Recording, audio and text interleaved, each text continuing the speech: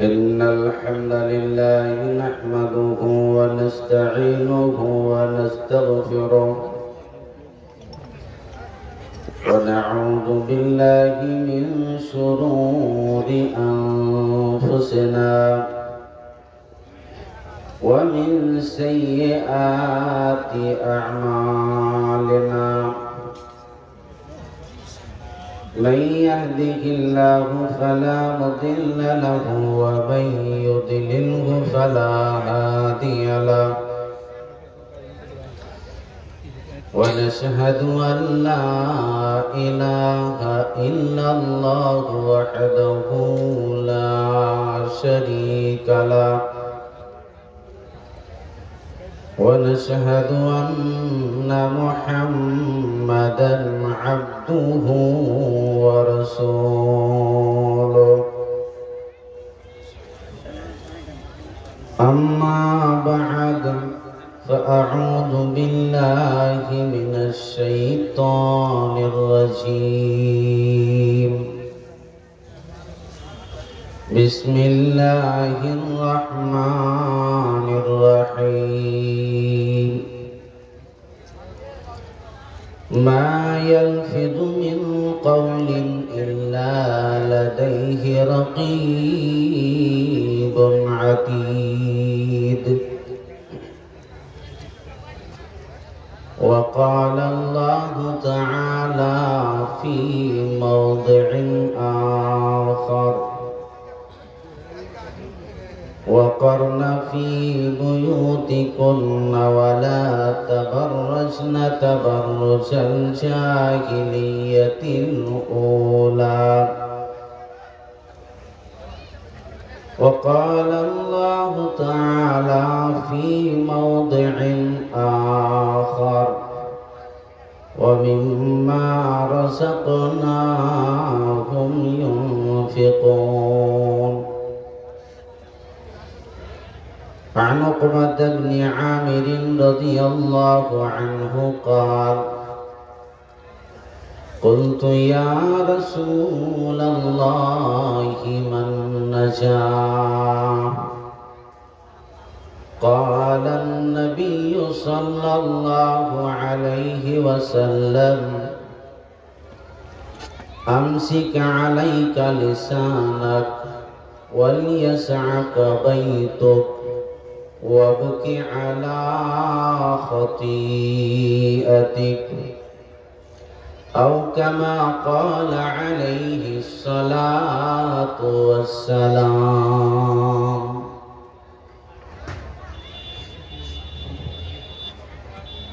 কোটি টাকার মালিক দেখো অভাব হয় না দূর গরিব ঘুমায় আরাম করে মনটা বাহাদুর ফেরাউনের লাশটি দেখো মিশর দাদু ঘরে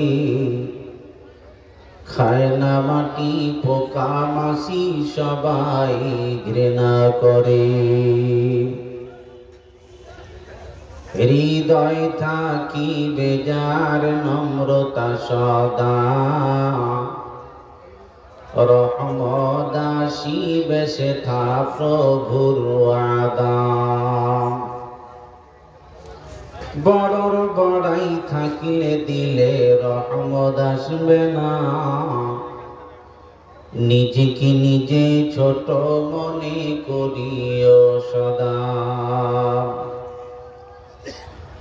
উঁচু জমিন থেকে পানি নিচু জমিনে যায় তেমনি আল্লাহর রহমত আসে নম্রতার হৃদয় ভোগবিলাসীর বাড়ি গাড়ি পড়ে রবে সব থাকতে সময় স্মরণ করো আল্লাহ আমার রব আপামর জনসাধারণ কর্তৃক নির্বাচিত আজকের এই মহতি জালসার যোগ্যতম সভাপতি মঞ্চে উপস্থিত মুআজ্জাজ উলামায়ে কেরাম উপস্থিত কোরআন হাদিস পিপাসু মুসলিম শ্রোতাবৃন্দ, পর্দার এক প্রান্তে অপেক্ষামান সর্বগুণে গুণান্বিতা সতী সাধবী আমার মা খালা বোনেরা, সমস্ত প্রশংসা উপাসনা আরাধনা আল্লাহ পাক সুবহানাহু ওয়া তাআলার জন্য, যার অশেষ দয়ায় চুম্বক আকর্ষণে কোরআন হাদিসের টানে আল্লাহ আল্লাহর রাসূলের প্রেমে এই রহমতের বাগানে বসেছি। প্রতিপালকে তৌফিক এনায়েত করেছেন, তাই আমরা প্রথমত মাহবুদের দরবারে কালেমাতুশ শুকর আদায় করি। সকলে বলুন আলহামদুলিল্লাহ। একটু মুখ খোলার চেষ্টা করেন, মুহাব্বতের সাথে জোরে সোরে সমস্যারে আওয়াজ দিয়ে আবারও বলুন আলহামদুলিল্লাহ। তারপরে আমাদের সকলের শেষ নবী, আখিরি নবী, ইমামুর রাসূল, রাইসুল আম্বিয়া, আহমদি মুস্তাফা, মুহাম্মদি মুস্তাফা, সকলেই মুহাব্বতের সাথে বলুন সাল্লাল্লাহু আলাইহি ওয়াসাল্লাম। তিনার উপর অগণন শান্তির ধারা অবতীর্ণ হোক। আল্লাহুম্মা সাল্লি আলাইহি, আল্লাহুম্মা বারিক আলাইহি। সম্মানিত সুধী, আমি আপনাদের সম্মুখে কোরআন কারীম থেকে বিক্ষিপ্তভাবে কয়েকটি আয়াত পড়েছি। এমনি করে রাসূল পাকের তথ্যবহল একটি হাদিস পড়েছি। কোরআনের আয়াত এবং হাদিসকে কেন্দ্রবিন্দুর মধ্যে রেখেই আলোচনা রাখবো ইনশাআল্লাহ। তবে আপনাদের সম্মুখে আমি যে বিষয় নিয়ে আলোকপাত করব বলে নিয়ত করেছি, সেটি হলো জাহান্নাম থেকে বাঁচার পথ। বর্তমান পৃথিবীতে কোরআন হাদিসের লোকেশনে যা দেখা যাচ্ছে, তাতে মুসলমানদের ঈমানের অবস্থা খুব একটা ভালো নেই। এই হিসাবে আপনাদের সম্মুখে কোরআন হাদিস থেকে মেসেজগুলো দেব। কারণ আপনি জানেন, বাড়িতে একটু চুলহায় জাল দিতে গিয়ে মা বোনরা রান্না করে, ওনারা জানেন। মাঝে মাঝে আপনারাও একটু টেস্টিং করবেন। চুলহায় জাল দিতে দিতে, মার পাশাতে পাশাতে, তরকারি কুচতে কুচতে কখনো একটু ঝোল, আপনারা কি সরুও বলেন, সরু একটু ছিটকে যায়, আগুনে একটু তাপ লাগে, একটু মারে সেঁকা লাগে। গরমটা কেমন জানেন আপনারা? কত বড় গরম! এটা হলো পৃথিবীতে সাধারণ একটু সেঁকা গো। এই লোকটাকে ধরে যদি একটা জ্বলন্ত অগ্নিকুণ্ডে জ্বলন্ত আগুন দাউ দাউ করে জ্বলছে, ওখানে যদি 1 মিনিটের জন্য আপনাকে ফেলে দেওয়া হয়, অবস্থা কি হবে? এরকম জায়গায় আপনি থাকতে পারবেন? পৃথিবীতে একটা ভিন্ন ধরনের শাস্তি, তার নাম আগুন। যে আগুন দিয়ে শাস্তি দেওয়ার হক একমাত্র আল্লাহ পাক। এজন্য পশু পাখি কীট পতঙ্গ গাছে পোকামাকড় যা আছে, তা আগুন দিয়ে মারা নিষেধ। খুব সাবধান, এই আগুনে আপনি থাকতে পারবেন না, এটাই ঠিক। আমি শুধু কোরআন হাদিসের দৃষ্টিকোণ থেকে আপনাদের কাছ থেকে এই আগুন থেকে বাঁচার কোরআন হাদিস থেকে রাসূলের ভাষায় পরামর্শটা দেব। খুব কান লাগিয়ে শুনবেন। আপনারা হয়তো মনে করবেন আমি আপনাদের কাছে নতুন, কিন্তু আমি বক্তা তো নতুন নয়। আপনাদের চাঁচকিতে, মাওলানা আবুল কালাম আজাদ রোডে, এগুলোতে কত এসছি আমি। এরপরে আপনার গন্ধাইপুরে 3-4 বার এসছি। আর গুমানি 17 সাল থেকে নিয়ে এখানে মাওলানা আবুল কালাম আজাদ রোডে মাওলানা আবু তাহের সালাফি সভাপতি ছিলেন। তো শেষের বেলায় বক্তা বুঝলেন কেউ তো নেই, দেখছি ওই মাদ্রাসার আপনার জালসা কমিটিরা আর সভাপতি আছে। তো আমি সেদিন মনে করলাম সভাপতি আর এই জালসা কমিটিদের কি বর্ষ নেই। সেদিন উনি আমার ওখানে নম্বরটা নোট করেছিলেন। জমিয়তি সভা থেকে জাতীয় চতুর্বেদীর আগে আমাকে সময় দেওয়া হয়েছে। 17 সাল থেকে নিয়ে শুরু করে ঘুমানির অলিগলি জায়গাতে আজও পর্যন্ত 3-4-5টা প্রোগ্রাম আমার ওখানে থাকবে ইনশাআল্লাহ। তো আপনাদের কাছে যদিও মনে হচ্ছে আপনাদের নতুন, তবে আমি এই ফিল্ডে আল্লাহর রহমতে প্রায় 18 বছর ধরে কাজ করছি। তা আমি সংক্ষিপ্ত সময় হিসাবে আপনাদের কাছে এই গুরুত্বপূর্ণ মেসেজটা দেবো। খুব ভালো করে কান লাগাবো। আপনাদেরকে আমি ছোট্ট করে একটা উদাহরণ পেশ করছি, ভালো করে বুঝবেন। রাস্তায় দেখবেন লেখা থাকে সেভ ড্রাইভ সেভ লাইফ, সাবধানে চলো জীবন বাঁচাও। আচ্ছা, আপনাকে সাবধানে চলার জন্য হেলমেট দিতে বলছে, এই করছে সেই করো, সাবধানে চলা, তার মানেটা হলো আপনার নিরাপত্তার জন্য। আপনি বাইক নিয়ে বেরিয়ে গেলেন আর আমি আপনাকে থামিয়ে দিলাম, ভালো করে কান লাগান। এ বাবু কোথায় যাবি? বলে আমি পাকুড়ে যাব, বা আমি ধুলিয়ানে যাব। দাঁড়া, ওখানে যাস না, কারণ তোমার গাড়ির কাগজ ঠিক আছে? বলে না, আমার গাড়ির কাগজ ঠিক নেই, সবই গোলমাল আছে, আমার ড্রাইভিং লাইসেন্সও নেই। তো তোমার গাড়ির কাগজ ঠিক নেই, সামনে 10 জন পুলিশ আছে, প্রতিটা গাড়ি ধরে ধরে চেক করতেছে। এখন আপনি উত্তর দেন, যদি সামনে চেকিং বসে আর আপনার গাড়ির কাগজ ঠিক না থাকে, তো আপনি সামনে বাড়বেন না? বুঝতে পারেননি কোথায় বাড়বেন? মালসানা সব, কেউ সামনে যাবে না। কেন যাবে না? ওখানে গেলেই ধরা পড়তে হবে, 2-4-5 হাজার টাকা জরিমানা হবে, থানায় ঝামেলা হবে। ওই আস্তে আস্তে দেখছিলাম টোটোওয়ালা বলছিল যে সামনে ঝাড়খণ্ডের যেগুলো গাড়ি ছাড়া বাঙালির যেগুলো গাড়ি, ওখানে পুলিশেরা ধরছে, আর ধরলে 16,000 টাকা জরিমানা, তোর সাথে আবার 5 দিন ঝামেলা হবে। এটা উনি বলছিলেন। তার মানে একটা নিয়ম আছে, আপনি সামনে চেকিং বসেছে, গাড়ির কাগজ ঠিক নেই, থেমে গেলেন, যাওয়া যাবে না। তা আপনাকে কিন্তু পুলিশ জাহান্নামে দিবে না, দিবে? যদি বলুন দিবে? দিবে না। জরিমানা করবে, একটু ঝামেলা হবে। এর কারণে আপনি থেমে গেলেন গো। এখন আপনি ভালো করে বুঝুন, আমরা পৃথিবীর বুকে সবাই আছি, একদিন চলে যাব না? যদি বলুন যাব না? ফাইদা বালাগাতিল হুলকুম ওয়া আনতুম হিনাইযিন তানজুরুন। যখন আপনার শ্বাস প্রশ্বাস কণ্ঠনালী পর্যন্ত পৌঁছে যাবে, মরা মরা ভাব মরছেন, কট করে জীবনের বাতিটাকে নিভিয়ে দেওয়া হলো। এরপরে আপনাকে নিয়ে যাওয়া হলো কবরে। কবরে 2 জন চেকিং প্রস্তুত। আপনাকে আলেম উলামারা ওয়াজ করে করে বলতেছে, ভাই আপনার নামাজের কাগজ ঠিক আছে, রোজার কাগজ ঠিক আছে, তো দান খয়রাতের কাগজ ঠিক আছে, ঈমান আমলের সব কাগজ আপনার ঠিক আছে। এখন আপনি বলেন নামাজ রোজা কিছুই করেন না, আপনার কোনো টেনশনও নেই। এখন আপনি বলুন, কবরে চেকিং প্রস্তুত আছে, ওই জায়গাতে গেলে আপনি বেঁচে যাবেন? ধরে বলুন, বেঁচে যাবেন?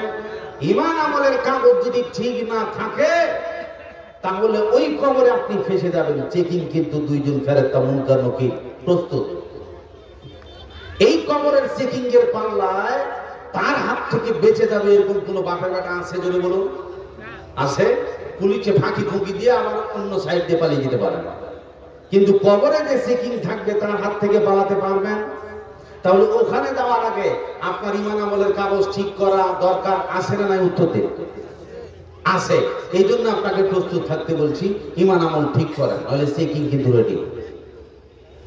ছোট্ট আর একটা উদাহরণ আপনাদের কাছে দেব। আপনারা দেখবেন বড় বড় মার্কেটে, বড় বড় দোকান, শপিং মল, সেখানে গিয়ে দেখবেন 3-4 তলা বড় বড় দোকান। এই দোকানের ভিতরে ঢুকবেন, সব মাল খোলামেলা। আপনি বলছেন আমি একটা ঠান্ডার কাপড় নেবো, নেন, অসুবিধা নেই। আপনি আপনার বিবিকে নিয়ে গেছেন, ছোট্ট ছোট্ট কসমেটিক গুলো কিন্তু বগল মুখে রাখতে পারে না? পারে। এত বড় একটা দোকান, আপনার জন্য 2-4 তলা দোকান খুলে রেখেছে দোকানওয়ালা, কি নিবেন? কোনো আপত্তি নেই। এত বড় 3 তলা একটা দোকান, এই দোকানের ভিতরে আপনি মাল নিচ্ছেন নাচ্ছেন, কিন্তু তার উচিত মতো বিল পেশ করে দিয়ে দোকান থেকে বেরোচ্ছেন। আপনি একটা চুরি করতে পারতেন, কিন্তু করলেন না কেন? উত্তর দিন। বুঝতে পারেননি? করলেন না কেন? করছেন না তার কারণ আপনি সিসি ক্যামেরার আওতায় আছেন। এই 3-4 তলার দোকান, এই দোকান পরিদর্শন করবার জন্য একটা গোপন হল আছে, আর ওই হলের ভিতরে তার কম্পিউটার রাখা আছে। কোথায় কে কি মাল গোলমাল করছে যদি আপনি লুকাবার চেষ্টা করেন, অটোমেটিক আপনার কাছে রিংটোন পড়ে যাবে। এই দোকানের ভিতরে যত কিছু আপনার মাল খোলামেলা আছে, আপনি পারেন চুরি করতে, আপনি ছোট্ট একটা কসমেটিক পর্যন্ত পকেটে লুকাচ্ছেন না, তার একটাই কারণ, সিসি ক্যামেরা আছে, মালিক ধরে ফেলবে। আপনি মালিকের কাছে ফেসে যাবেন, জরিমানা হবে, মার খেতে হবে। পৃথিবীর সিসি ক্যামেরার ফাঁকে যদি আপনি এত বড় একটা দোকানে ছোট্ট একটা কসমেটিক চুরি না করেন, তাহলে 7 আসমান 7 জমিন, এর মধ্যস্থলে যা কিছু আছে 14টা আকাশ পরিদর্শন করছে কে? বুঝতে পারেননি? কে দেখছে? আমার আল্লাহ পাক ইন্নাল্লাহা সামিউন বাসীর, তিনি সব শুনছেন এবং দেখছেন, তার চোখকে ফাঁকি দেওয়া সম্ভব নয়। তিনি যে দেখছেন, যে আল্লাহর চোখকে ফাঁকি দেওয়া সম্ভব নয়, তিনি অলস নয়, তিনি ঘুমান না, তার ঘুমের ভুল আসে না। ওই আল্লাহ পাক যে সবকিছু দেখছেন, আর আমরা ওই আল্লাহর সিসি ক্যামেরার আওতায় আছি। চুরি বন্ধ হয়েছে, বুঝতে পারেননি, হয়েছে জেনা বন্ধ হয়েছে, মারামারি, কাটাকাটি, লুটতারাজ, অন্যায়, জুলুম, অত্যাচার, যত যা কিছু পৃথিবীতে বাড়তে আছে সব কমে। তার মানে আল্লাহ একদম যে আছে, ওনার উপর আপনার খাঁটি বিশ্বাস নেই। এটাকে আপনি ফাঁকি মনে করেন। মৌলবীরা প্যাক প্যাক করে জান্নাতের কথা, জাহান্নামের কথা, ইটা বলবে সেটা বলবে, কি ওর কথা শুনে দিলে যখন ওয়াজ করবে তখন আপনি পালিয়ে যান, আপনার কোনো গুরুত্ব নেই। যে কলকাতায় দুজন বন্ধু ঘুরতে গেছে, ঘুরতে ঘুরতে ঘুরতে ঘুরতে রাত 12টা হয়ে গেছে, তখন দুই বন্ধু বলছে, আরে চল লজ একটু বিশ্রাম করবো। ঠিক আছে, আর লজ ম্যানেজারের কাছে গিয়ে বলছে, ভাই ঘর ফাঁকা টাকা আছে? বলে হ্যাঁ আছে তো, 80 তালা উপরে। এরা এখন দুই বন্ধু বলছে, ঠিক আছে চল কেটে শুরু করে হাঁটবো। সামনে শিক্ষিত পণ্ডিত হাঁটছে, আর পিছনে তোতলা বারবার ডাকছে, এই শোন। বারবার তোতলার ডাকতে আছে, আর শিক্ষিত পণ্ডিত সামনে হাঁটতে আছে। ও ডেকেই যায়, ও হাঁটতে থাকে, ও ডেকেই যায়, ও হাঁটতে থাকে। শিক্ষিত পণ্ডিত তোতলাকে 5 পয়সা দাম দেয় না। প্রায় ভাবে করে 79 তালা উপরে যখন চলে গেছে, তখন শিক্ষিত পণ্ডিত বলছে, হারে তোতলা, এতক্ষণ ধরে তুই প্যাক প্যাক প্যাক প্যাক করছিলিস, কি বলছিলিস বলতো? এখন তোতলা বলছে, চাবি আনা হয় নাই। যে ঘরে আপনি বিশ্রাম করবেন তার চাবি আনা হয় নাই। এখন শিক্ষিত পণ্ডিত বলছে, যাস শালা, ছি ছি ছি ছি ছি, আরে কি করলাম? তোর কথাটা যদি প্রথম সিঁড়িতে শুনতাম, 79 তালা হয়রান হওয়া লাগতো না। এখন শুরু হয়ে গেল পস্তানি, ছি ছি ছি ছি, তোর কথা কেন মূল্য দেয়নি রে, তোর কথা কেন কান দেয়নি, তোর কথা কেন গুরুত্ব দেয়নি, এই পস্তানি শুরু হয়ে গেল। এখন আপনি বলেন, আর পস্তায় লাভ আছে? লাভ নেই। এখন বেটা ওখানে 79 তালা থেকে নিচে নামতে লাগ, সকাল 8টা বাজবে, কপালে বিশ্রাম জুটবে না। ভাইরা আমার, ঠিক তেমনি করে আলেম উলামারা আপনাদেরকে ডাকতেছে, এসো জান্নাতের বাগানে, এসো বিশ্ব নবীর গাড়িতে। যাবি কোথায়? বলে জান্নাতুল ফেরদাউসের স্টেশনে। বিশ্ব নবীর পথে ডাকতেছে আলেম উলামারা, ওয়াজ করে করে বারবার ডাকতেছে। জনগণ বলছি, তোতলাদের ভ্যান ভ্যানানি কি শুনবে হে, চল পাবজি খেলবো, ফ্রি ফায়ার চালু করে দে। কাল বেটে বসে যা 5 জন বসে গল্প সমালোচনা শুরু করে দিল। আমরা ওয়াজ করে জান্নাতের দিকে ডাকতেছি, আর জনগণ মুখ ফিরিয়ে পালিয়ে যেতেছে। এইভাবে আমরা ডাকতেই থাকি, জনগণ পালাতে থাকে। তার মানে ওয়াজ করে আলেমরা আপনাকে ডাকে, আর জনগণরা আলেমদের নাম দিয়েছে তোতলা।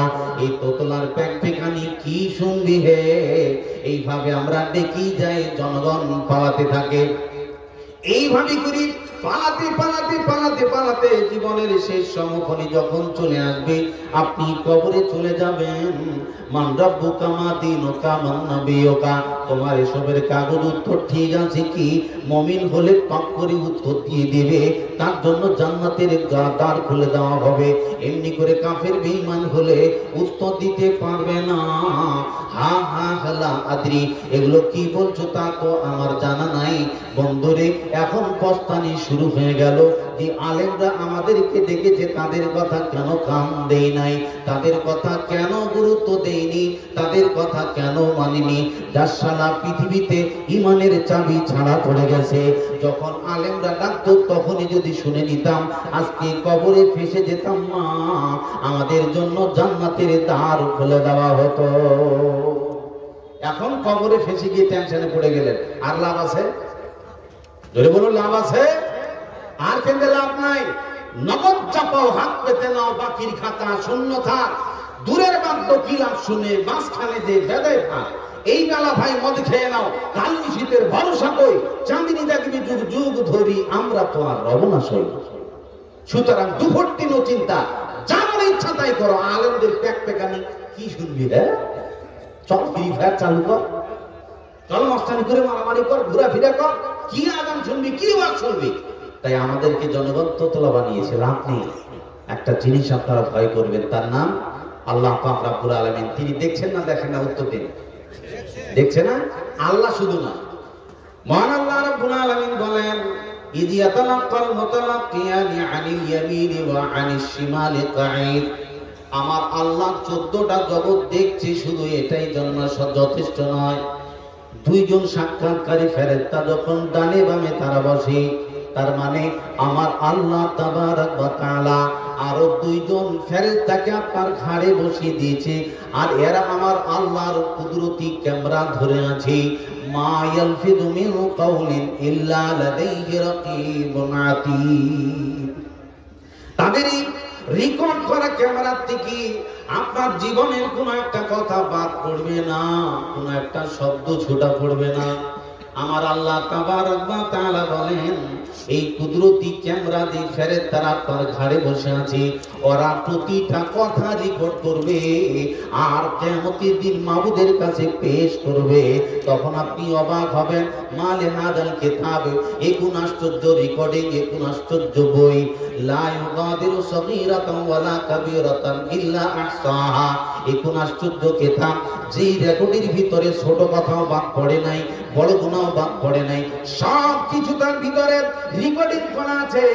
এই যে আমরা ইয়ারকি ফাজলাম করছিলাম, রহস্য করছিলাম, এমন কথাটাও এই রেকর্ডিং মেশিনে ছাড়া পড়ে নাই। আপনারা এখানে দেখছেন অনেকগুলো ইউটিউবার, তারা মোবাইল রেকর্ডিং নিয়ে হয়তো কেউ বিশ্রাম করতেছে, কেউ হয়তো আরাম করতেছে। এমনি সময় রেকর্ডিং করতে করতে করতে করতে দেখা যাবে মোবাইলে নেটওয়ার্কের প্রবলেম আছে, হঠাৎ করে রেকর্ডিং বন্ধ হয়ে গেল, আর চলবে না। অথবা চলতে চলতে ব্যাটারি ডাউন হয়ে গেছে, রেকর্ডিং বন্ধ হয়ে গেল।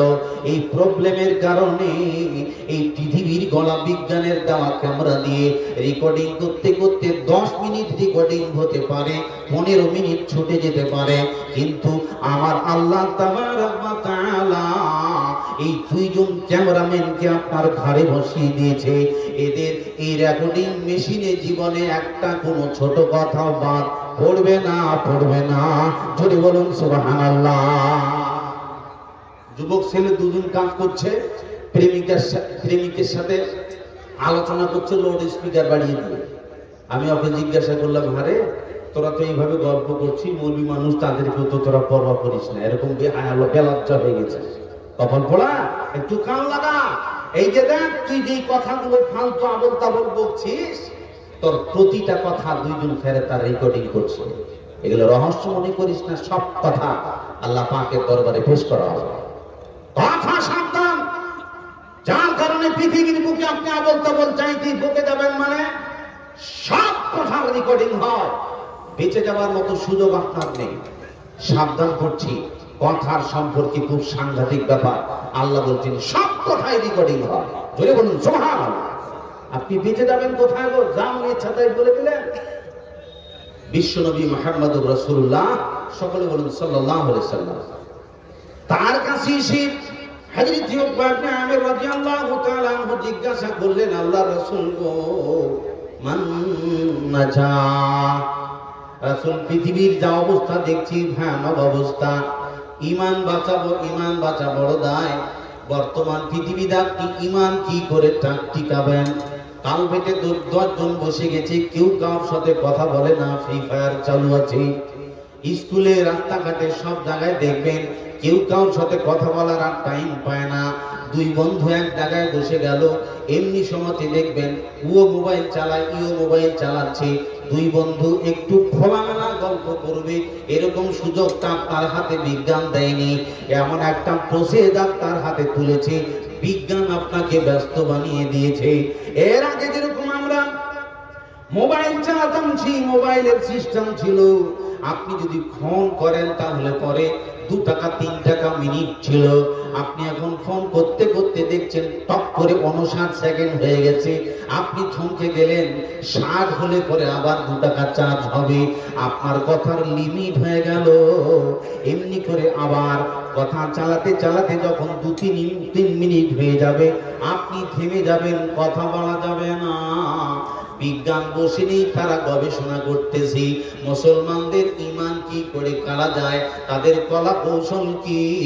হযরত উকবা ইবনে আমির তিনি জিজ্ঞাসা করলেন, রাসূল জাহান্নামের আগুন সহ্য করতে পারবো না, জাহান্নামের জ্বালা সহ্য করতে পারবো না, এই জাহান্নামের আগুন থেকে বাঁচবার উপায় বলে দিন। বিশ্বনবী জবাব দিলেন, উকবারে শুনে নাও, জাহান্নামের আগুন থেকে তুমি যদি বাঁচতে চাও, আমি রাসূল তোমাকে বলে দিচ্ছি তিনটি ফর্মুলা তুমি গ্রহণ করে নাও। এই তিনটি ফর্মুলা যদি তুমি মেনে নাও, তাহলে পরে তুমি জাহান্নামের কঠিন শাস্তি থেকে বেঁচে যাবে। আমার রাসূল বললেন, উকবারে প্রথম নম্বর, জাহান্নামের কঠিন শাস্তি থেকে বাঁচতে গেলে কান খুলে শুনে নাও, আমার রাসূল বলছেন, আমসিক আলাইকা লিসানাক, তুমি তোমার জবান কন্ট্রোল করো, ভাষা সাবধানে বলো, জবানে তালা মেরে দাও।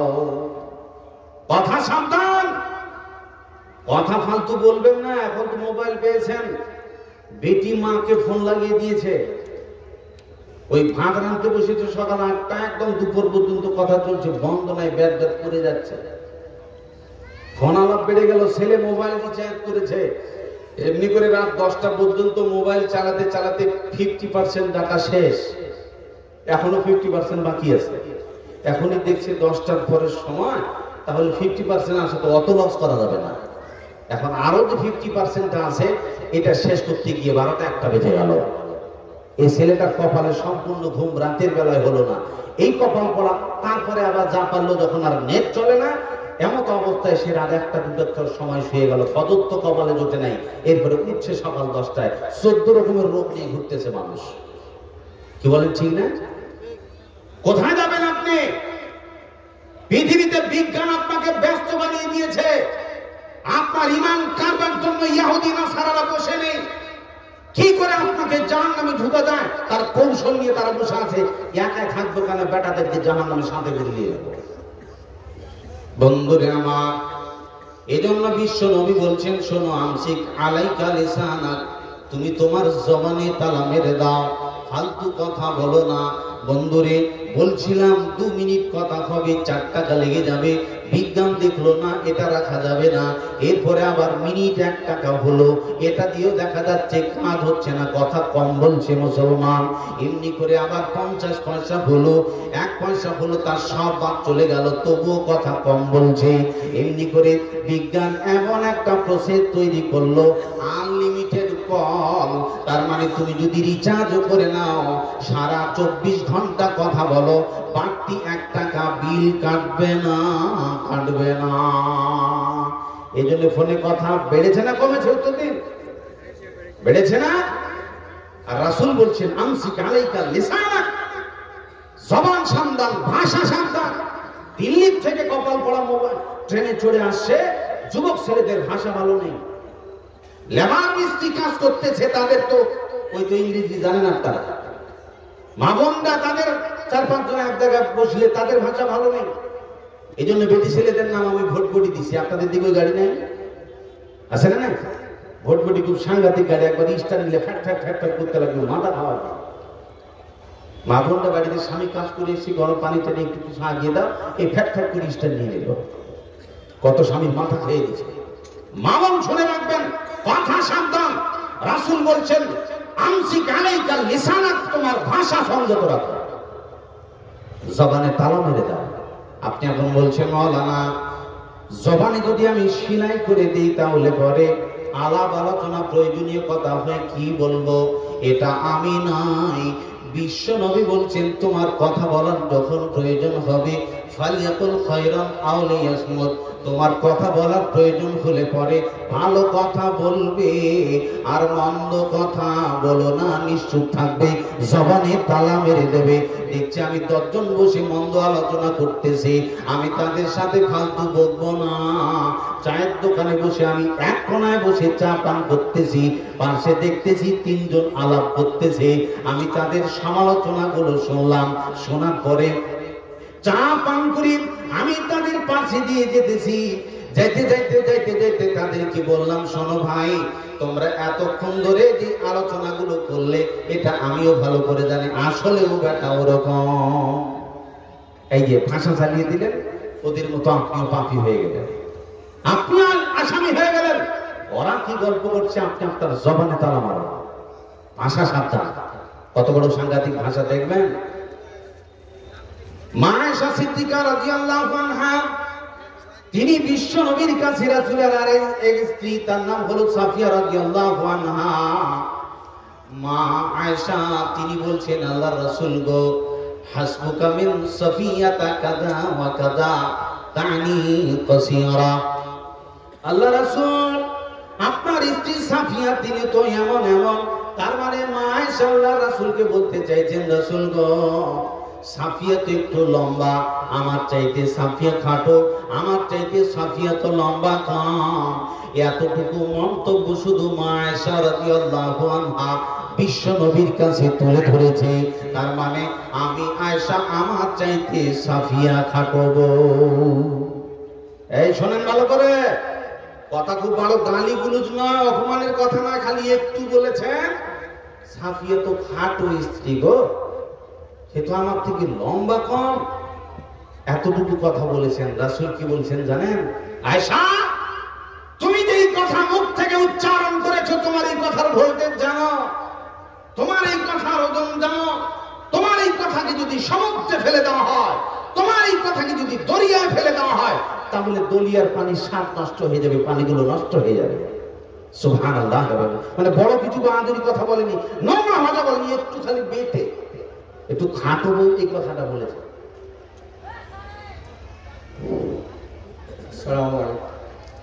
ভলান্টিয়ারদেরকে বলা হয়েছে আপনারা নিজের নিজের দায়িত্ব ঠিকভাবে পালন করুন।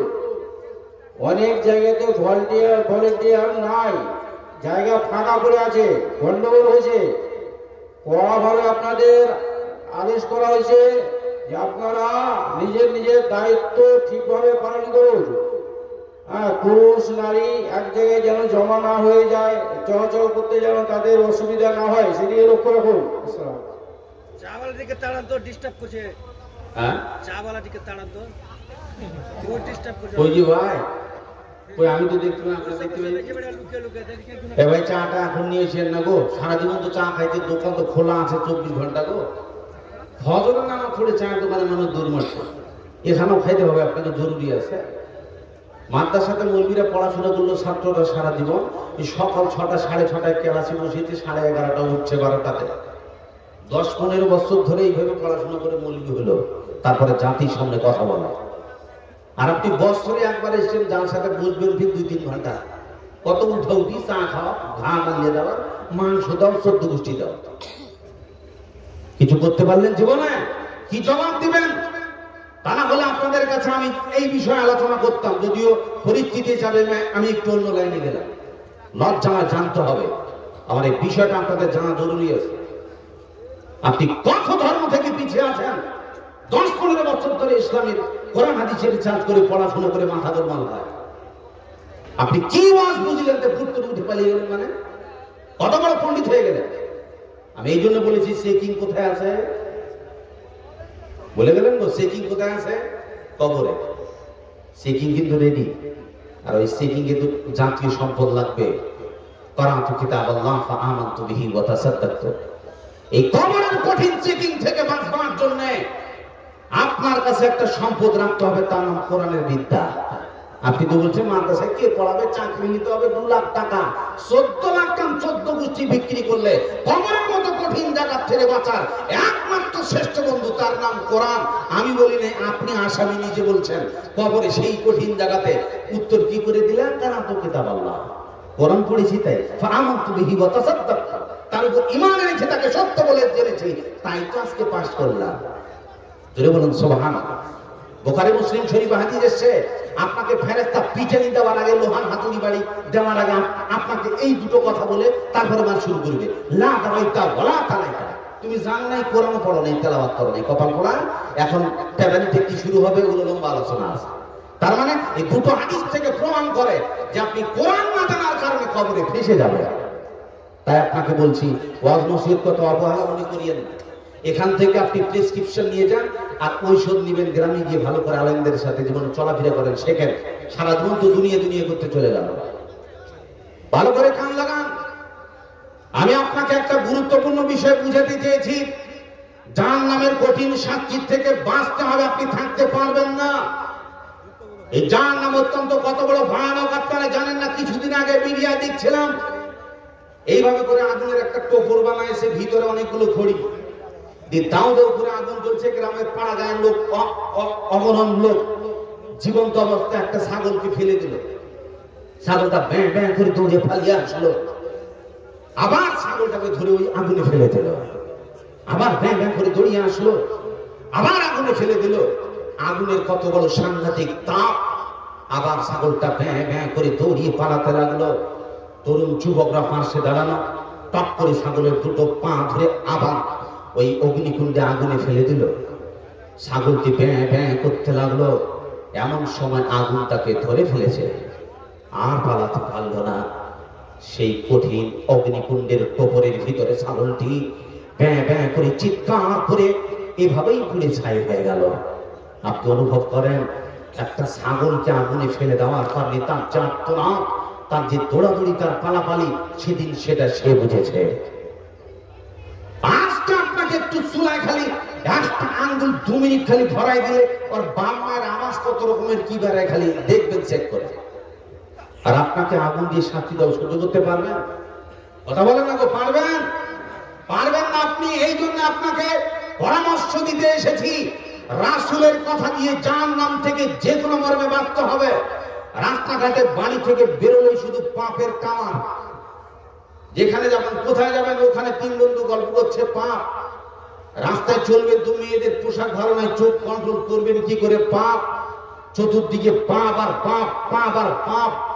এরকম মুহূর্তে দেখা যাচ্ছে মানুষের ভাষা ভালো নেই, চাল চলন ভালো নেই, নোংরা ভাষা যাইতেই বলে। রাসূল সাল্লাল্লাহু আলাইহি ওয়াসাল্লাম সেই প্রায় 1450 বছর আগে এই হাদিসের মেসেজ জাতিকে জানিয়ে দিয়েছেন, ভাষা সাবধান। ভাষা যদি আপনার খারাপ হয়, আপনি তো যাইতেই বলেন। মৌলবীকেও মানুষ সাড়ে কথা পায় না, খালি সমালোচনা। এটা বুখারী শরীফের হাদিস, আপনাদেরকে শুনে ভালো করে কান লাগাবেন। বুখারী মুসলিম শরীফের হাদিস। হযরত আবু হুরায়রা রাদিয়াল্লাহু তাআলা আনহু তিনি বলছেন, উকিমাতিস সালাত ওয়া উদ্দিলাতিস সুফুফ কিয়ামান। নামাজের ইকামত হয়ে গেছে, এমনি করে কাতার রেডি, সবাই মসজিদে থমথম হয়ে কাতার লাগিয়ে আছে। এমন সময় বিশ্বনবী ফালাম্মা কামা মুসাল্লি মুসাল্লাহু, এমনি করে যখন রাসূল ইমামতির জায়গায় মুসাল্লায় দাঁড়িয়ে গেলেন, এমনি করে আল্লাহু আকবার বলে নামাজ শুরু করবেন। যাকারা আন্নাহু জুনুবুন, রাসূলের স্মরণ এসে গেল, আমি তো জুনবি আছি গো, নাপাক আছি। খেপালালা পাগলের কথা বলি নাই। কে কথা বুঝতে পারে না গো, কে? রাসূল নাপাক অবস্থায় আছেন, মসজিদে ইমামতির জায়গা দাঁড়িয়েছেন। জোলাজুলির কাহিনী নয়, বুখারী মুসলিম শরীফের হাদিস। ফালতু কথা বলি নাই, ভালো করে কান লাগান। তিনার এখন স্মরণ এসে গেল, তাকবীর দেননি, দেবে দেবে এরকম মুহূর্তে, ও আমি তো জন্মে আছি গো, রাসূলের স্মরণ এসে গেল। বিশ্বনবী এমন সময় সাহাবীদেরকে বলে দিলেন, যারা মসজিদে সবাই দাঁড়ানো, আপনারা সকলেই জানবেন জুনবি কাকে বলে, জেনে রাখবেন আমার মা খালা বোনেরা। স্বামী স্ত্রী মিলামেশা করলে যেই নাপাকি হয়, আর এটার মাধ্যম দিয়ে যে পবিত্রতা অর্জনের জন্য যা প্রয়োজন হয় তার নাম গোসল। গোসল ছাড়া যাকে পাক করা যায় না। তরুণ যুবক যুবতী যদি নাইট ফলস হয়ে যায়, তাহলে যেটা নাপাকি হয় তার নাম জুনবি, আর এটা পবিত্রতা অর্জনের জন্য গোসলের প্রয়োজন হয়। এমন মুহূর্তে রাসূল বিবির সাথে মিলামেশা করে গেছে, আর রাসূলের গোসল স্মরণ নাই। এমন সময় রাসূল ইমামতির জায়গায় দাঁড়িয়েছে, আর তার স্মরণ এসে গেল, আমি তো গোসল করি নাই, জুনবি আছি। এমন সময় সাহাবীদেরকে আল্লাহ রাসূল বলছেন, ফাকাল লানা মাকানাকুম, তোমরা সবাই আপন আপন জায়গায় দাঁড়িয়ে থাকো। রাসূল সব সাহাবীদেরকে থামিয়ে দিলেন, দাঁড়াও, তোমরা অপেক্ষা করো। বিশ্বনবী এমনি করে তার বাড়িতে চলে গেলেন। বাড়িতে যাওয়ার পরে আল্লাহ রাসূল গোসল করলেন, গোসল করে আবার তিনি ইমামতির জায়গায় দাঁড়ালেন। ওয়া রাসূহু ইয়াকতুর, রাসূলের মাথা দিয়ে টপ টপ করে পানি পড়তেছে। সব সাহাবীগুলি দেখতেছে বিশ্বনবী গোসল করে আসলেন, আল্লাহ রাসূল গোসল করে আসলেন, আসার পরে সরাসরি তাকবীর দিয়ে নামাজ শুরু করে দিলেন। জোরে বলুন সুবহানাল্লাহ। এই হাদিসের প্রথম একটা পয়েন্ট বলি, ইকামত হয়ে যাওয়ার পর রাসূল সাল্লাল্লাহু আলাইহি ওয়াসাল্লাম গোসল করে আসলেন, মাঝখানে যে কয়েক মিনিটের বিরতি, এই যে ইকামত দেওয়ার পর যে 2-4 মিনিট হেরফের হয়, তাহলে নতুন ইকামত দিতে হবে না। জোরে বলুন সুবহানাল্লাহ। রাসূল সাল্লাল্লাহু আলাইহি ওয়াসাল্লাম সরাসরি কি করলেন? এসে তাকবীর দিয়ে সরাসরি নামাজ শুরু। ভালো করে কান লাগান। এখন ছোট্ট একটা প্রশ্ন আপনাদেরকে বলি, আচ্ছা রাসূল সাল্লাল্লাহু আলাইহি ওয়াসাল্লাম এত বড় একটা কাজ করলেন গো, এটা কিন্তু ভুলে গিয়ে এত বড় একটা রাসূলের কাজ, রাসূল বলেন দাঁড়াও গোসল করে আসি। গোসল করে আসলেন, মাথা ভিজা, মসজিদের থমথমে লোক। কোন একজন সাহাবী এরকম সকালে চায়ের দোকানে গিয়ে আলোচনা করেছে, আরে নবীরা এগুলো কি শুরু করলো, না পাক অবস্থায় মসজিদে আসে, নামাজ পড়াতে দিয়েছি তখন নাকি খেয়াল নেই, এগুলো কি ধরনের নবী রে? কোন সাহাবী মুখ খুলেছেন? কথা বলে না গো, মুখ খুলেছেন? সব সাহাবী মসজিদে থমথমে দাঁড়ানো, একটা জবান কেউ খোলে না। এখন আপনাকে বলি, আপনার গ্রামের যে ইমাম সাহেব ইকামত হয়ে গেছে, আল্লাহু আকবার বলার আগে যদি খালি বলে ও আমার খেয়াল নাই, আমি ঠান্ডা ঠেলায়, যদি খালি ইমাম সাহেব কি বলে আমার উজু করার খেয়াল নেই, দাঁড়ান একটু, রেগে যাবে না বলেন?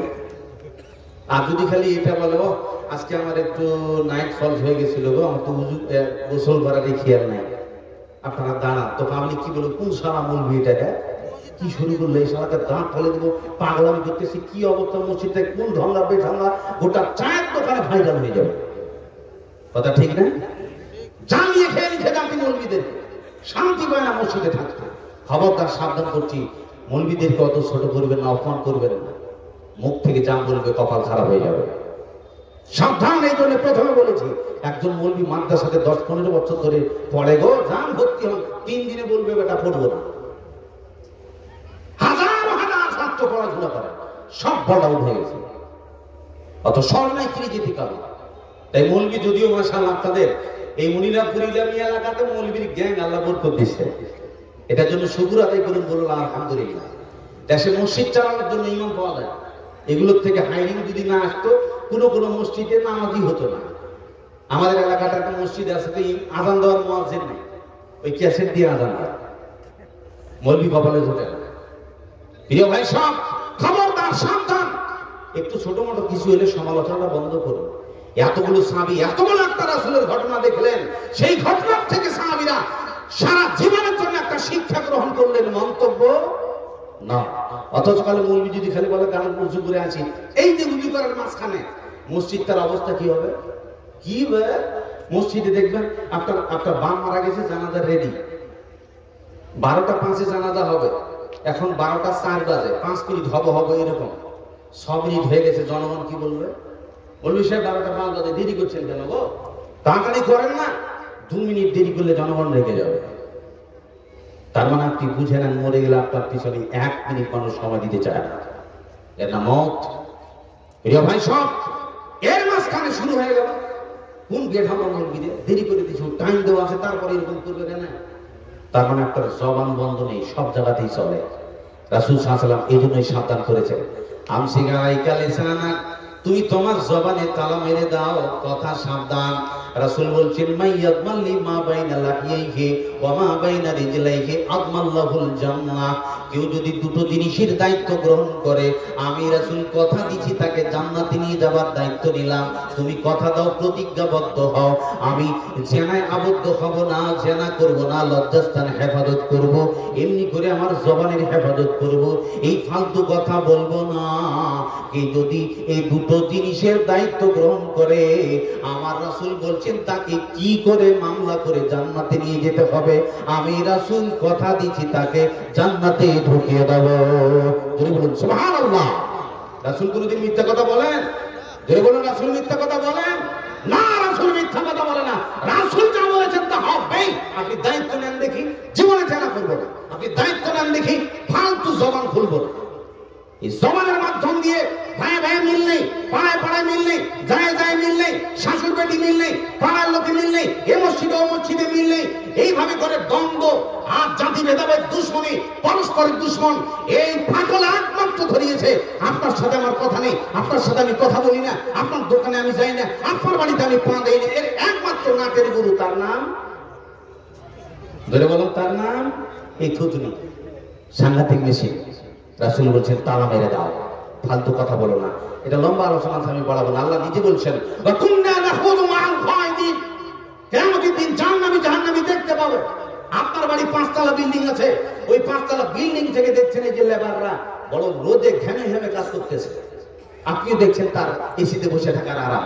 পৃথিবীতে যেরকম লেবারদেরকে কষ্ট দেখতে পাওয়া যায় আর বড় লোকরা আরামে থাকে, এটা যেরকম চোখের সামনে দেখেন আপনি, ঠিক জান্নাতি জাহান্নামী উভয়ের দৃশ্য দেখতে পাবেন। জান্নাতীরা বলবে কি ব্যাপার রে করিম চাচা, আব্দুর রহমান ভাই, তোরা জাহান্নামী কেন? একই সাথে চালসা শুনছিলাম। তখন যতগুলো আছে তার মধ্যে আমি ওইদিকে কথা বেশি বাড়াবো না, তাই বলছি। আপনি জবাব দেবেন, আসামি নিজে জবাব দেবে, বা কুন্না নাখুযু মা'আল খায়িদিন। আমি আজকে জাহান্নামে এসেছি, আমার যতগুলো অপরাধ আছে তার মধ্যে একটা উন্নত মানের অপরাধ, সেটি হলো আশেপাশে বলতাম, ভাষা খারাপ ছিল, নোংরা ভাষা বলতাম, আলতু ফালতু বলতাম, আজেবাজে ভাষা বলার কারণে কিয়ামতের দিন অধিকতর লোক জাহান্নামে থাকবে। জবাব কোরআন থেকে, জবাব নিজের মুজরিম দিচ্ছে, জবাব আসামির মুখে। আমি জাহান্নামে কেন? বাজে ভাষা বলতাম, জবানে তালা। রাসূল সাল্লাল্লাহু আলাইহি সাল্লাম বলেছেন, 1 নম্বর জবানে তালা মেরে দাও, আমসিক আলাইকা লিসান। আর একটা গুরুত্বপূর্ণ রাসূল সাল্লাল্লাহু আলাইহি ওয়াসাল্লাম ফর্মুলা সেই যুগে বলে দিয়েছেন। 2 নম্বরে কান লাগাবেন। রাসূল বলছেন, শোনো, ওয়ালিয়াসা কাবাইতু, জাহান্নামের কঠিন শাস্তি থেকে যদি তুমি বাঁচতে চাও, তাহলে তুমি বাড়ির ভিতরে থাকো, ফালতু বাইরে বেরোবে না। তার মানে হলো বাড়ির ভিতর থাকবে কেন? আমি বলছিলাম চতুর্দিকে ডানে বামে শুধু পাপের টাওয়ার। আমি একটা ভালো মানুষ বাইরে বেরিয়ে গেলাম, একটা মেয়ের দিকে নজর পড়ে গেল, আজে বাজে মানুষের দিকে দেখলাম, গুনাহ ছাড়া বাড়িতে ঢুকবার মতো পৃথিবীতেও উপায় নাই। সেই যুগে তিরমিজি শরীফে হাদিস এসেছে, বিশ্ব নবী বাড়ি থেকে বেরিয়ে গেলেন, এমনি করে একটা মেয়ের দিকে রাসূলের নজর পড়লো। বিশ্বনবী মুহাম্মদ সাল্লাল্লাহু আলাইহি ওয়াসাল্লাম তৎক্ষণাৎ আর আই লাভ ইউ এর প্রস্তাব নয়, আজে বাজে ভাবনা নয়, এটা কার মেয়ে কার বেটি এরকম মন্তব্য নয়। বিশ্বনবী তৎক্ষণাৎ ফাদাখালা আলা যায়নাবা ফাকাদা হাজাতাহু, আল্লাহ রাসূল যায়নাবের বাড়িতে গেলেন, আর তার সাথে স্বামী স্ত্রীতে যে প্রয়োজন মেটায় রাসূল সাল্লাল্লাহু আলাইহি ওয়াসাল্লাম সেই প্রয়োজন মেটালেন। গোটা বিশ্বের জাতিকে রাসূল শিখিয়ে দিলেন, শোনো, রাস্তায় যে মেয়েটা ঘুরতেছে, ওই মেয়ের ভিতর যা আছে তোমার বিবির কাছেও তা আছে। এমনি করে রাস্তার মেয়ের দিকে যদি তুমি তাকাও, তার পাল্লায় পড়ো, পাপী হয়ে যাবে, গুনাহগার হয়ে যাবে। আর তুমি তার পাল্লায় না পড়ে যদি বিবির কাছে সময় দাও, নেকি পাবে, নেকি পাবে। যদি বলুন সুবহানাল্লাহ। রাসূল সাল্লাল্লাহু আলাইহি ওয়াসাল্লামের এই দৃশ্য, আর আপনি বলেন বাড়ি থেকে বেরিয়ে গেলে পাপ ছাড়া আসতে পারবেন? এটা বলুন, পারবেন না। সে যুগে রাসূল বলেছেন বাড়িতে থাক, ফালতু বাইরে বেরোবি না। আপনার দৃশ্যটা দেখালেন, সকালে বেরিয়ে গেলেন, চার দোকানে 10, 12টা, 11টা বাড়ি ঢুকছেও, আবার বৈকালে 3টে বাড়ি থেকে বেরিয়ে গেছে, আসে রাত 10টা। এখন ছোট্ট একটা কথা আপনাকে বলি, ওই যে বাড়িতে মা আছে, তো মাকে কি ছেলে মেয়েরা দাম দেয়? তো মনে করে নেন আপনি যে বাড়িতে আছেন আপনি, আর আপনার বিবি বাড়িতে আছে, তো বিবিকে কি মানে স্ত্রীকে ছেলে মেয়েরা দাম দেয়?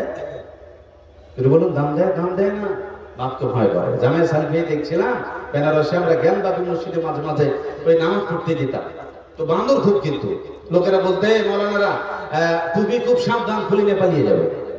আমরা ইয়ং বান্দররা ভয় করে না, সে টুপি খুলে হুড়ে দৌড়ে ভয় লাগে। এমনি সময় দেখতে মসজিদের ভিতর থেকে একটা বয়স্ক লোক ঠুকুস ঠুকুস ঠুকুস করে লাঠি নিয়ে বেরিয়ে গেল। যখন লাঠি নিয়ে ঠুকুস ঠুকুস করে বেরিয়ে এসে একটা বান্দরও কাছে নাই, সব পালিয়ে বিশ্বনাথ মন্দিরের উপরে যে লাফালাফি করতেছে। আপনি এখন উত্তর দিন, আমাদেরকে ভয় করলো না? বুড়াকে দেখে পালিয়ে গেল না কাকে দেখে পালালো? লাঠি খুব খাতারনাক, খুব খাঁটি জিনিস, মানুষকে খাঁটি করতে পারেন নাম লাঠি। রাসূল বলেছেন, শোনো, লা তারফা আনহুম আসাকা আদাবান সন্তানকে সুশিক্ষিত করে গড়ে তুলতে গেলে আদবের লাঠি উঠিয়ে নিও না। মা জননীকে ছেলে মেয়েরা দাম দেয় না, ভয় পায় না। আপনি সন্ধ্যায় যায় দেখছেন আপনার বিবি মোবাইল দেখছে, ছেলে মেয়েরা মোবাইল দেখছে, কেউ গুরুত্ব দেয় না। তার মানে মাকে দাম দেয় না বটে। আপনি আব্বা চায়ের দোকানে সময় নষ্ট না করে বাড়িতে ঢুকে যা, আর দরজাটা লক করে দে, হাতে লাঠি নিয়ে ছেলেরা পড়তে বস। এমনি করে দেখবেন গোটা বাড়ি সুন্দর একটা পরিবেশ তৈরি হবে, আর ফালতু গল্প চলবে না। ছোট ছেলে মেয়েরা দোয়া মুখস্থ করবে, কোরআনের তেলাওয়াত করবে। বন্ধুরে, আমার রাসূল বলছেন বাড়ির ভিতরে থাক, ফালতু আড্ডা করে সময় নষ্ট করবি না। আড্ডা করলে পাপী হয়ে যাবেন, বাড়ি থেকে ফালতু ঘুরলে আপনি পাপী হয়ে যাবেন। খুব সাবধান। যদিও মা বোনদের এখন বদভ্যাস আছে, এখন তো ইংলিশ মিডিয়ামের বউ, তো হঠাৎ ওই যে দেখবেন ইংলিশ মিডিয়ামের বউরা, ছেলে হঠাৎ একদিন বলছে মা আমি মুতবো, তো মা বলছে বেটা এগুলো ভাষা বলিস না রে, ভদ্র মেয়ে তো আমরা, এক কাজ করি যখন তো পেশাব চাইবে বলবে আমি গান গাইবো। তো কে শিখেছে এটা? মাদ্রাসার সাথে শিখাতে হবে, নাহলে যদি আপনার শিক্ষা গোলমাল হয় তাহলে বিসমিল্লাহ গোলমাল হবে। মা শিক্ষা দিচ্ছে বেটা পেশাব চাপলে বলবি আমি গান গাইবো, ঠিক আছে? যখনই পেশাব চাপে বলে মা আমি গান গাইবো, আমি গান গাইবো। একদিন মা বাবার বাড়ি বেড়াতে গেছে, বাপ বেটা আছে, রাত 12টা 1টার সময় এই ছোট্ট পাক্কু ছেলে উঠে বলছে আব্বু আমি গান গাইবো, আমি গান গাইবো। এই যে কোন গান গাইবে এটা বাবা জানে? ধরে বলুন জানে? জানে না, অবাক বাবা। এমনি করতে করতে করতে করতে ছেলে বারবার বলছে গান গাইবো। বাপ কই কি শুরু করলি রে তুই, কুমার শানু কবে হলি? দাঁড়া না, এ বুঝতে পারে না। এমনি করতে করতে করতে করতে বাপ যখন দেখছি থামবে না, তখন আবার বলছে বাপ বেটা তুই যখন গান যখন বলবি তো মান সম্মানের ব্যাপার আছে, কেউ যেন শুনতে না পায়, পাড়া গ্রামের লোক আছে পাগল বলবে, আস্তে আস্তে করে আমার কানে গান গা। যখনই বলেছে কানে গান গা, তখন সরাসরি বাপের কানে মেশিন স্টার্ট। বাপ ঠিক উঠে পাবে রে বাবা, এটা কোন কুমার শানুর টান? জীবনে তো গান বহুত শুনছি, কিন্তু এরকম কুমার শানুর টান শুনি নাই। এ কপাল ফলা, তোকে এই গান কে শিখালো? তখন ওই পাক্কু ছেলে বলছে আমাকে এই গান শিখিয়েছে আমার মা। কে শিখিয়েছে? আমার মা। মা ভুল শিক্ষা দিল, বাপের কানে ভিটামিন দিল। বেয়াদব ছেলে হবে যদি শিক্ষায় গোলমাল হয়, আপনার বিসমিল্লাহটাই গোলমাল হয়ে যাবে। ছেলেকে ঠিক করতে পারবে। আমাদের দেশে আছে সেই ছেলে যত, ভাবিয়া দেখিলে ওরা ভালো ছেলে হতো। সারাদিন ঘরে ফেরে কোনো কাজ নাই, মস্তানি করে ভাবে যদি কিছু পায়। চায়ের দোকানে নয়তো কারো রকি, সারাদিন ঘরে ফেরে সিগারেট ভোকে। উস্কো কুস্কো লাল করা চুলগুলো এলোমেলো করা, শর্টকাট ফিটফাট চঙ্গা প্যান্ট পরা। দাঁড়িয়েই থাকে ওরা, বসা বড় দায়, বসিতে গেলেই যদি প্যান্ট ফেটে যায়। নিজেকে বাঁচাতে ওরা বড় সচেতন, বিপদ আসিলে ওরা করে পলায়ন। তার মানে যার সাথে খালি একটু ঝড় তুফান হলে আগে যুবকরা পালায়, আর একটা ঝড় আছে সেটা হলো টাকার কথা বললে পালায়, পালায় না? আবার বাইরে যখন মারামার লেগেছে দাঁত ফেলে দেবো, টাকা কত লাগে সুপ্রিম পর্যন্ত লড়ে দেবো, অসুবিধা নেই। গোটা পকেট চেক করে দেখেন 10 টাকা নেই। এখানে মাদ্রাসার জালসা আপনারা সকলেই জানেন। যদি খালি বলে 500 টাকা মোবাইলে তোর রিচার্জ ঠিক আছে দেন, আরে তখন দেখবো ওই সুর করে কাটতে লেগেছে। সাবধান করছি। আমি একটা ছোট্ট একটা উদাহরণ আপনাদেরকে দেব। আমার মা বোনরা কান লাগাবেন। রাসূল বলছেন বাড়ির ভিতরে থাক, তার ছোট্ট একটা উদাহরণ দিব আপনাদের কাছে। যদিও আমার আলোচনায় কিন্তু আমার ব্যক্তিগত পক্ষে 1 ঘন্টা পোষায় না, এটা হলো মেন। তো তৎসাথে আমার মানে কমসে কম 1.5 হলে আমি আলোচনাটা ঠিক হয়ে গেল। আমি এই জন্য গাড়ি খুব স্পিডে চালাচ্ছি। আপনাদের বিরক্ত লাগছে নাকি গো? বিরক্ত লাগছে? আমি ছোট্ট আর একটা উদাহরণ দেবো, বিশেষ করে মা বোনদের জন্য, পরিস্থিতি খারাপ চলছে তাই। ছোট্ট একটা, ভালো করে কান লাগান। ওই যে দেখবেন হরিণ, দেখতে সুন্দর নয়? দেখতে সুন্দর নয়? দারুণ দেখতে। হরিণ যতই সুন্দর হোক না কেন, ওর দাম যত হোক না কেন, বাঘের কাছে কি? বাঘসিংহের কাছে খাবার। হরিণ যদি তার এরিয়া ছেড়ে বাঘসিংহের এলাকায় ঘরে, বাঘ ছেড়ে কথা বলবে না আদর করবে? সঙ্গে ছিঁড়ে খেয়ে নেবে। তুমি কত সুন্দরী, তুমি কত দেখতে ভালো, তোমার মাংস কত দামি, এটা হরিণে বাঘসিংহরা দেখবে না। এই জন্য হরিণের উচিত কোথায় থাকবে? নিচে এলাকার ভিতরে না বাঘসিংহের এরিয়া? কোন এলাকায় থাকবে? নিঃসীমার ভিতর থাকে, বাঘ সিংহের দিকে যাবি না। আমার মা বোনরা শুনে নেন, মহান আল্লাহ তাবারক ওয়া তাআলা বলেন, ওয়াকারনা ফি বুয়ুতিকুন্না ওয়া লা তাবাররাজনা তাবাররুজাল জাহিলিয়াতিল উলা। হে নারী কুল, তোরা বাড়ির ভিতরে থাকবি, আর বাড়ি থেকে বাড়ার প্রয়োজন হলে জাহিলিয়াতি ঠাট্টামুখ নিয়ে তোরা বেরোবি না। তোদেরকে আমার আল্লাহ বাড়িয়ালি বানিয়েছে। একদিকে আল্লাহ বলছে বাড়ির ভিতরে থাক, আর একদিকে বিশ্ব নবী বলছেন ওয়ালিয়াসাকা বাইতুক, তোরা বাড়ির ভিতরেই থাকবে। কারণ হলো তুমি যদি তোমার এরিয়া ছেড়ে দিয়ে যদি তুমি রাস্তায় বেরিয়ে যাও, তাহলে পরে দেখবি তরুণ যুবক নামক বাঘ সিংহরা দাঁড়িয়ে আছে। ওরা যদি তোমাকে ফাঁকে পেয়ে যায়, তাহলে জেনার শিকার হবে, ধর্ষণের শিকার হবে। তুমি কত দামি ঘরের মেয়ে এটা যুবক দেখবে না, তুমি কত সুন্দরী এটা যুবক দেখবে না, তোমার বয়স 6 বছর 8 বছরের বালিকা এটা যুবক নামক সিংহ দেখবে না। তোমাকে পেলেই ছিঁড়ে ধর্ষণ করে সারা রাত তার সাথে আনন্দ করবে, নির্যাতনের শিকার হবে, আগুনে জ্বালিয়ে পুড়িয়ে মেরে দেবে। ঘটনা ঘটছে না, ঘটে না? সব জায়গায় তাই। মা বোনরা এই জন্য খবরদার, আজকে মেয়েদের বেপরদা বেড়ে গেছে। তাই আপনার এই পর্দাকে কন্ট্রোল করতে গেলে মাদ্রাসা খুলেছে। এখান থেকে যদি 10টা মেয়ে তৈরি হয়, বোরকা পরিহিত অবস্থায় রাস্তায় চলাফেরা করবে, জীবনে কোন মেয়ে কেমন অনুভব হবে? আপনার বাড়িতে আপনার ছেলে বউ দেখতে এসে দেখবেন একটা মেয়েকে দেখতে বসেছে, আর 5-7-10 জন মেয়ে দাঁড়িয়ে আছে। এখন আপনি বলেন এরা কিন্তু আরো সেজে আছে। যুবক ছেলে যাকে দেখতে এসে উপরে তাকায় দেখে 10টা মেয়ে দাঁড়িয়ে আছে, দুটো কিন্তু দারুণ। আর এই নিচে নজর নাই, উপরে নজর পেয়েছে, ওটা কাটবে তো। এখন আপনি বলেন এই ছেলেটা যাকে দেখতে এসছে এর থেকে ওই মেয়েটা সুন্দরী, এটা কি করে জানলো? বেপরদার কারণে। আমার বউ থেকে আপনার বউ সুন্দরী বেশি, এটা কি করে জানলাম? বেপরদার কারণে। এই বেপরদার কারণে পৃথিবীতে সাধারণ মেয়েদের বড় কষ্ট হচ্ছে। আপনি ঢেকে দিন, মাদ্রাসায় ঢুকলে দেখবেন 100 জন মেয়ে বকা পড়ে আছে। কোনটা কালো আর কোনটা ধলো ধরা যাবে? যদি বলুন ধরা যাবে?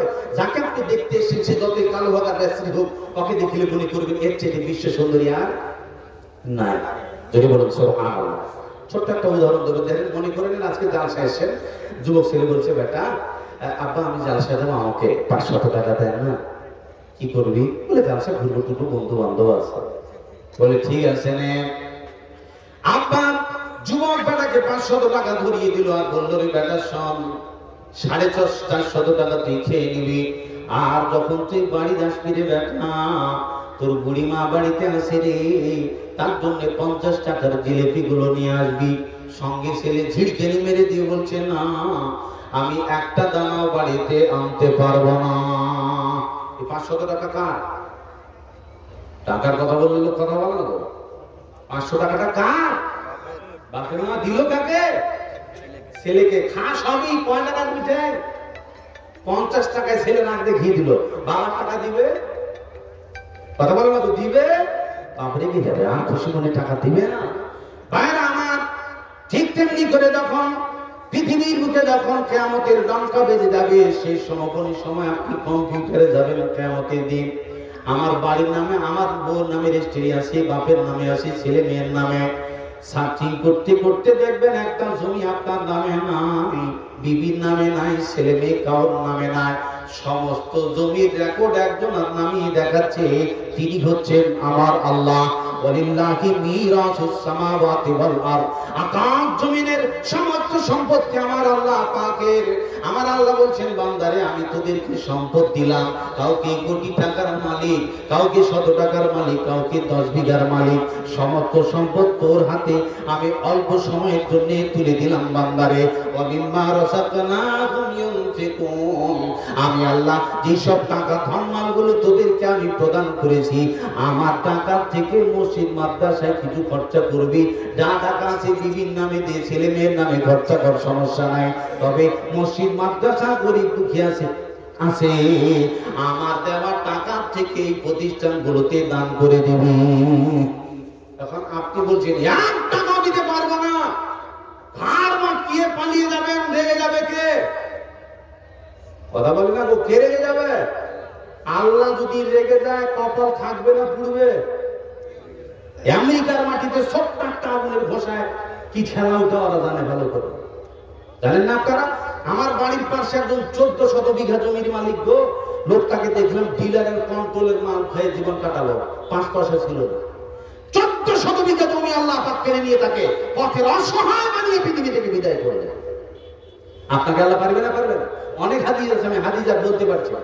এরা জমানো সিংহাসন সবই করি দান, শাহী শাহী কেড়ে নিয়ে ফকির সাদান। কথায় 1000 টাকা কত জনে লয়, সারাদিন খেটে কেউ অনাহারে রয়।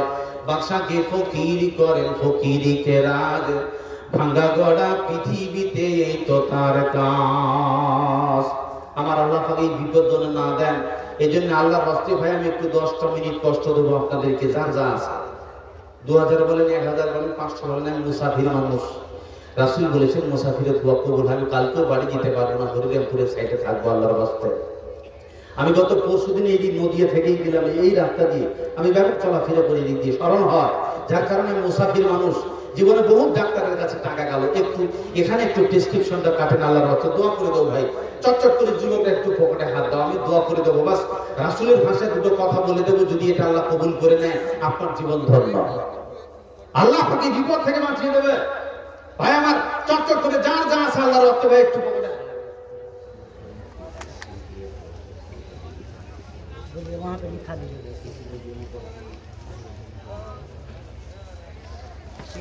আচ্ছা ঠিক আছে ভাই, যা যা আছে আল্লাহর তো বাকি হলে হলো, ওই যে ওখানে লিখে দেন, অসুবিধা নেই। এমনি আমার হাতেও দেন, বাকি লেখাতে পারেন, অসুবিধা নেই। ওখানে কাউন্টার খোলা আছে, টিকিট কাউন্টার সব জায়গায় তো জানেন ভাই। একটু আল্লাহর হস্তে দেন, আমি খালি দোয়া বলবো ফটফট করে। আমার রাসূল যদি দুটো কথা কবুল করে নেয়, আল্লাহুম্মা সাল্লি আলাইহি আল্লাহুম্মা বারিক আলাইহি, আল্লাহ তার উপর রহমত নাযিল করো, বরকত নাযিল করো। যদি আমার আল্লাহ তার বাড়িতে রহমত নাযিল করে, বরকত নাযিল করে, তাহলে জীবনে আপনার কোনোদিন অভাব হবে না। টাকা 200 কামাই হচ্ছে, টাকা নষ্ট হয় না, থেকে যাচ্ছে। লক্ষ লক্ষ টাকা কামাই হচ্ছে, বাড়িতে টাকা থাকে না। বুঝে নিতে হবে বরকত নেই। এর নাম বরকত, এর নাম রহমত। আমি দোয়া করি কয়েকজন ভাই আমার আল্লাহর রাস্তায় মাদ্রাসা প্রেমে দান করেছে, আল্লাহ তাদের দান কবুল করে নাও। ওইদিকে দেন, আমি দোয়া করে দেবো ভাই। চট করে ওইদিকে দেন, আমার হাতে দেওয়ার দরকার নেই, আমি খালি দোয়া বলে দেবো।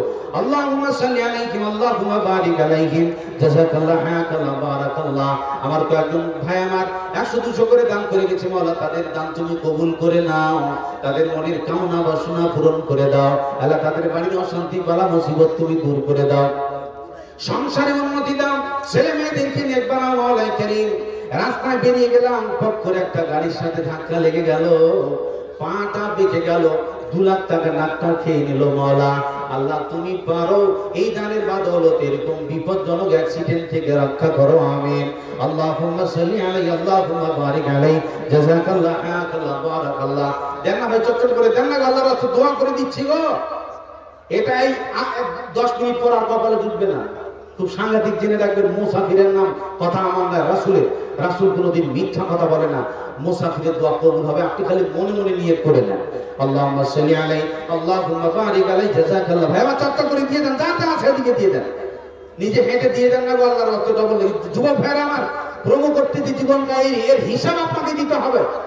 আর আপনি দান করলে আল্লাহ আপনাকে হিসাব বুঝিয়ে দিবে। চটচট করে আসুন ভাইরা আমার, যা আছে পকেটে খালি হাত ঢুকান আর ফটফট করে টেবিলে দিয়ে দিন, এখানে আসা দরকার নেই। আমি খালি দোয়া বলবো, আল্লাহুম্মা সাল্লি আলাইহিম আল্লাহুম্মা বারিক আলাইহিম আল্লাহুম্মা সাল্লি আলাইহিম আল্লাহুম্মা বারিক আলাইহিম। আল্লাহ অনেক বান্দারা তোমার আল্লাহ শুধু করে দান করছে, মাওলা কারীম আল্লাহ তাদের দান তুমি কবুল করে নাও। হ্যাঁ আসেন যাক ভাইরা আমার, একটু ধৈর্য ধরবেন। আপনারা জানেন পশ্চিম বাংলার একজন বিশিষ্ট বক্তা, জনপ্রিয় বক্তা, অত্যন্ত পুরোনো বক্তা গো, আজও টনটন আছে। আল্লাহ তার হায়াত দারাজ করুন, আগে বলেন আমিন। ওনার নাম বাদরুদ্দোজা নদভী, যিনি ভিন্ন ভিন্ন বিষয়ে কথা বলেন। এরকম বক্তা কম উঠেছে পশ্চিমা। এখন তো সব ক্যাসেটে আর এই সেই করে পার হচ্ছে, এখন তো সব ডুপ্লিকেট হচ্ছে। প্রিয় ভাই সব, উনি বাদরুদ্দোজা নদভী সাহেব, উনি এসে আসেন। খালি আল্লাহর রাস্তে মাদ্রাসার ব্যাপার আছে, আপনারা চটচট করে একটু হাতের কাজটা করুন। উনার মূল্যবান বক্তব্য আপনারা শুনে যাবেন আল্লাহর রাস্তে। ভাই আমার, আল্লাহ আপনাকে রহম করুক, আল্লাহ আপনাদেরকে কবুল করুক। কমসে কম এই মাদ্রাসার প্রেমে একটু 2-1 ঘন্টা সময় দিন। আল্লাহ এই মাহফিলের বদৌলতে কিয়ামতের দিন মুসিবতের সময় আল্লাহ সকলকে তুমি জান্নাতবাসী করিয়ে বলুন সকলে আমিন। ভাই আমার চটচট করে দেন, যা আছে আল্লাহর রাস্তে, আমি শুধু দোয়া করে দেবো। জেনে রাখবেন, দান এমন একটা দামি সম্পদ। রাসূল বলেছেন, ইন্না সাদাকাতা তুতফিউ আযাবাল কবর, নিশ্চয়ই দান করা কবরের আযাবকে নিভিয়ে দেয়। কবরের আযাব কাজ থামিয়ে দেয়। এখানে বাদশা আপনার আব্বা নীরব দাবর অন্ধকার কবরে শুয়ে আছে, এখানে ইন্টারনেট কাজ করে না, মোবাইল কাজ করে না, কয়েকটা 4 মিনিটে কথা হয়, অথচ আপনার বাড়ির দেওয়াল লাগার বাপ শুয়ে আছে, কথা বলার সুযোগ নেই, দেখবার সুযোগ নেই। বাপকে থানা পুলিশ ধরে নিয়ে গেল, আর পুলিশ ঠাস করে তোমার আব্বার গায়ে একটা বাড়ি মেরে দিল। আপনি যুবক ছেলে দাঁড়িয়ে দেখছেন, আপনি সঙ্গে সঙ্গে বলবেন, স্যার কত টাকা রাখতে দেব, আমার আব্বার গায়ে হাত দিও না। পৃথিবীতে যদি আপনার গায়ে আব্বার গায়ে কেউ হাত দেয়, আপনার বিবির গায়ে কেউ হাত দেয়, আপনার ছেলের গায়ে কেউ হাত দেয়, আপনার ভাইয়ের গায়ে কেউ হাত দেয়, না তাকে মেরো না, আমি এটা সহ্য করতে পারছি না। কত টাকা লাগে আপনি প্রস্তুত? অথচ নীরবনগর অন্ধকার কবরে যে শাস্তির ব্যবস্থা করা আছে, এখান থেকে বাঁচবার কোনো উপায় নেই। একটু আল্লাহকে বলে দেবো, আল্লাহ সেই এই দানের বদৌলতে আল্লাহ যদি কোনো আমলে আটকা পড়ে থাকে, আল্লাহ তুমি তাকে উদ্ধার করে দিয়ে কবর তুমি প্রশস্ত করে দিও। আর সকলে বলুন আমিন। ভাই আমার, আব্বা আম্মার নামে, ছেলে মেয়ের নামে, বিবির নামে আল্লাহর রাস্তায় চটচট করে দেন। মা বোনরা আপনারা আছেন প্যান্ডেলের ভিতরে গো, যদি আপনাদের সম্মুখে বলছিলাম, বিশ্বনবী মুহাম্মদ সাল্লাল্লাহু আলাইহি ওয়াসাল্লাম বলছেন, ইয়া মাশারাল নিসা তাসাদদাকনা, হে মহিলাগণ তোরা দান কর, তোরা সাদকা দে, তোরা দান দে। তার মানে পৃথিবীর বুকে নারীদের জাহান্নাম থেকে বাঁচার জন্য যত আমল আছে তার মধ্যে উত্তম পন্থা সেটি হলো দান করা। এটার সাথে সাথে এটা রাখা জরুরি। মা বোনরা এই জন্য দান বেশি বেশি করে করবেন। প্রয়োজনে স্বামীকে পটান, বুঝান। আপনার জীবনে তো অনেক টাকা চলে যায়, অনেক সম্পদ চলে যায়, অনেক সময় নষ্ট হয়ে যায়। স্বামীকে শপিং করতে নিয়ে গিয়ে স্বামীর সাথে কত কিছু মাল আপনি কিনে নিলেন, একটা খরচ। স্বামীকে বলেন, স্বামী বল, আমি যে মাদ্রাসাতে 500 টাকা দিয়েছি, আমাকে দাও। হাঁস মুরগি বিক্রি করে দেন, ডিম বিক্রি করে দেন, আল্লাহ সেগুলিকে বরকত প্রদান করবে। আমার মা বোনরা, আল্লাহর রাস্তে আমি একটু আবেদন করছি আপনাদের কাছে, যার আছে সে ছোট ছোট বাচ্চা টাচ্চা থাকলে তাদের হাতে পাঠিয়ে দেবেন, নাহলে নাম লেখাবেন, নাহলে চাদর আছে তাদের হাতে দেবেন। বাস, আপনার সাথে আমার শত্রুতা নেই, আছে বুক ভরা ভালোবাসা। রাসূল বলেছেন, তাই আমি খালি দোয়াটা করে দেবো, যাতে করে এই দোয়ার মাধ্যম দিয়ে আল্লাহ আপনার গোপন রোগ সেরে দেয়, বাড়ির অশান্তি দূর করে দেয়, ব্যবসা বাণিজ্য উন্নতি দেয়। প্রতিবার তোমার কাছে ভিক্ষা চায় আল্লাহ, 200, 100 টাকা, 500 টাকা হতে পারে। এই দানের বদৌলতে কোটি কোটি টাকা ইনকামের পথ ও পন্থা খুলে দাও। ভাই আমার, যারা যারা আছেন চটচট করে আল্লাহর রাস্তে 200, 100 টাকা তরুণ যুবক, কাজ করে তোমাকে বলে, আপনারা নাম শুনেছেন, অস্ট্রেলিয়ার একজন তরুণ যুবক, তার নাম আলী বানান, কত কোটি কোটি টাকার সম্পদ, এক জোড়া জুতা ব্যবহার করে 40-50 হাজার টাকা দামের, কোটি কোটি টাকা দামের সে গাড়ি নিয়ে বেড়ায়, বিলাসবহুল জীবন। এরকম একটা তরুণ যুবক ছেলে গো, একটু চা পান করতে গিয়ে জব্বায় ফোসকা পড়ে গেল। এখন সময় ডাক্তার বলে দিল, তোমার ক্যান্সার হয়েছে, আর তুমি বাঁচবে না, তুমি বাঁচবে 3 মাস। এমনি করে দেখলো খ্রিস্টান ছেলে, 25 বছরের কেবল তরুণ যুবক, কি করি এত টাকা, এত মাল, এত সম্পদ, কি করি? তিনি ইসলাম কবুল করে নিলেন।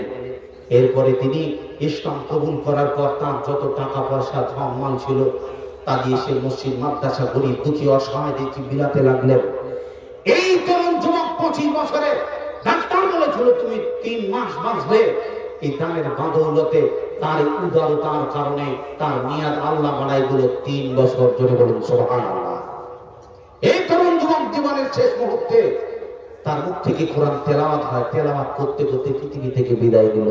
জোরে বলুন সুবহানাল্লাহ। টাকা পয়সা কারো থাকবে না, ধনমাল কারো থাকবে না, এই জন্য আমার একটা খরচে আছে, আমার একটা বিষয় আছে খরচ, কিভাবে আপনি করবেন। তো ভাইরা আমার, যাই হোক, ঠিক আছে, আমি আর কথা বলাবো না, শেষে আপনারা দেবেন। আমি মাঝখানে একটু আপনাদেরকে বিরক্ত করলাম। আমি একটা গুরুত্বপূর্ণ বিষয় নিয়ে আপনাদের সম্মুখে আলোচনা করছি, জাহান্নাম থেকে বাঁচার পথ। তাই আমি আর কথা না বাড়িয়ে বাস আবেদন করছি আবারও, এই মাদ্রাসা একটা সুন্দর প্রতিষ্ঠান। আপনার মেয়েকে তৈরি করতে গেলে, যে মেয়েটা জীবনে কথা শুনে না, মৌলবীর হাতে তুলে দিন, মাদ্রাসায় ঢুকিয়ে দিন, অটোমেটিক কথা পড়ে বেরোবে। যেটা বলছে কোরআন, যেটা বলছে রাসূল, সেটা মানবে। যখন কোরআন হাদিস মানবে, নারীদের দাম বেড়ে যাবে, ধর্ষণ বন্ধ হয়ে যাবে। রাসূলের কথা বলিয়ে সাকাবাই তুম মামন ফালতু, আপনি অযথা বাইরে বেরোবেন না, বাড়িতে থাকেন, জেনা বন্ধ হয়ে যাবে ইনশাআল্লাহ। রাসূলের কথা 3 নম্বরে আল্লাহ রাসূল বলছেন, ওয়াকিয়ালা ফাতিয়াতি, তোমার জীবনে পাপ হয়ে গেছে, তাহলে পরে তুমি আল্লাহর কাছে ক্ষমা চাও, কাঁদো। তার মানে মসজিদের ভিতর থমথমে ভরা লোক আছে, এরকম মুহূর্তে দেখতেছি লোক তো হাসতে পারে, কি ব্যাপার কাঁদছিস কেন, শরম লাগতে পারে। এই মুহূর্তে আপনি দরজাটা বন্ধ করে দিন, আর জীবনের যত পাপ আছে ডুবলে ডুবলে কাঁদেন আর বলেন, আল্লাহ আমাকে মাফ করে দাও, আল্লাহ আমাকে জাহান্নাম থেকে মুক্তি দিয়ে দাও। অটোমেটিক চোখের পানি ঝরবে, আমার আল্লাহ তার গুনাহ মাফ করে দেবে। ইবলিস পাপ করলো, আদম আলাইহিস সালাম পাপ করলেন, আদম আলাইহিস সালাম পাপ করলেন, ক্ষমা চাইলেন, বেঁচে গেলেন। এমনি করে ইবলিস পাপ করলো, ক্ষমা চাইলো না বলে পাপী হলো, অভিশপ্ত হলো, তার জন্য জাহান্নাম রেজিস্ট্রেশন হয়ে গেল। বাস কথা শেষ। রাসূল বলছেন, আমসিক আলাইকা লিসানাক, জাহান্নামের কঠিন শাস্তি থেকে বাঁচতে চাও, জাহান্নামের কঠিন আযাব থেকে বাঁচতে চাও, জাহান্নামের কঠিন দাউদের আগুন থেকে বাঁচতে চাও। জমানে আমসিক আলাইকা লিসানাক, জমানে তালা মারো, ফালতু কথা বন্ধ। 2 ওয়ালিয়া সাকাবাই চুপ, বাড়ির ভিতরে থাকো। 3 ওয়াক্তিয়ালা ফাতিক, জীবনে যত পাপ হয়েছে সেই পাপের জন্য চোখের পানি ঝরা। রাসূল 1450 বছর আগে এই বিল পাস করে গেছেন। যদি হাদিসের ফর্মুলা আপনি মেনে নেন, আপনার পরিবার মেনে নেয়, আপনার ছেলে মেয়ে মেনে নেয়, আপনার বিবি যদি মেনে নেয়, রাসূল বলেছেন সে জাহান্নাম থেকে বেঁচে যাবে। জোরে বলুন সুবহানাল্লাহ। কথা না বলা থাক। আল্লাহ পাক রব্বুল আলামিন আমাদের সকলকে জাহান্নামের কঠিন শাস্তি থেকে বাঁচার তৌফিক দান করুন, সকলে বলুন আমিন। বিশেষ করে এই হাদিসের উপর আল্লাহ আমাদের সকলকে আমল করার তৌফিক দান করুন, সকলে বলুন আমিন। তাকাব্বাল মিন্না ইন্নাকা আনতাস সামিউল আলিম ওয়া তুব আলাইনা ইন্নাকা আনতাত তাওয়াবুর রাহিম। ওয়া আখিরু দাওয়ানা আলহামদুলিল্লাহি রাব্বিল আলামিন। আসসালামু আলাইকুম ওয়া রাহমাতুল্লাহি ওয়া বারাকাতুহু। ওয়া আলাইকুম আসসালাম ওয়া রাহমাতুল্লাহি ওয়া বারাকাতুহু। মাশাআল্লাহ, জাযাকাল্লাহু খায়রান ওয়া আহসানাল জাযা। একটি কথা স্পষ্ট করে যাওয়া ভালো মনে করছি, আমরা বিশেষভাবে খুব যে ব্যাপকভাবে আমভাবে দান আমরা চাচ্ছি না। যদি কেউ ইচ্ছাকৃত বলেন তো সেখানে দিতে পারেন, বাধ্যতামূলক নয়। যেহেতু এখন বর্তমানে মুখিয়া মুজিবুর রহমান তিনি একাই পরিচালনা করছেন, তিনি যতদূর খরচা তিনি বহন করেছেন। এরকম মাদ্রাসা অনেক ভারতে পাওয়া যায়, শুধু এটাই নয়। আমি একটি মাদ্রাসাতে পড়াশোনা করেছিলাম, জামিয়া ইসলামিয়া দারিয়াবাদ বাস্তি, খুব সুন্দর একটা বড় বিরাট আকারের ইদারা। সেই ইদারাকে একজনই পরিচালনা করেন, মৌলানা আব্দুল বারী ফতহুল্লাহ আল মাদানী, বিশাল বড়। কিন্তু তিনি পরিচালনা কিভাবে করেন? মানুষেরা তিনার কাজ দেখে আগ্রহ হয়ে নিজে মনে দিয়ে যান। অনুরূপভাবে আমাদের কাজ দেখে, আমাদের হয়তো বিল্ডিং এর কাজ শুনলে আপনি নিজে মনে কোনোদিন যদি ইচ্ছা করে 2 বস্তা সিমেন্ট নিয়ে নেন, কাজ চলছে, লাগিয়ে দেন। অনুরূপভাবে তেলিপাড়া কলকাতা আসিম মাদানী, তিনি সম্পূর্ণ দায়িত্ব নিয়ে আছেন। কিন্তু আলহামদুলিল্লাহ বর্তমানে আপনি চলে যান ওই কিষানগঞ্জের দিকে, জামিয়া আলবানী, জামিয়া ইমাম আলবানী, মতিউর রহমান শিশু মাদানী, তিনি নিজে পরিচালনা করছেন একাই। তিনার কাজ দেখে শুধু দেশের লোক নয়, বাইরে থেকেও সাহায্য আসছে। তো যখন মানুষ যখন দিনের কাজ করবে, অটোমেটিক লোক যুক্ত হয়ে যাবে। मैं अकेला ही चला था, জানিবে মসজিদ মগান লোক আতে গিয়ে কারওয়া बनता गया। তো তিনি একাই চেষ্টা করছেন। আপনারা যদি ইচ্ছা হয়, ইচ্ছাকৃত বাধ্যতার সঙ্গে আগে জাফারে তৈয়ার বন যায় ফজিলত শেখ আদাব রহমান আল ফাইজ, এর পরে প্রথমত যেন আপনি স্যার চলে আসবেন। প্লিজ একটা রিকোয়েস্ট, আপনারা এই ভিড় ভঙ্গ করবেন না।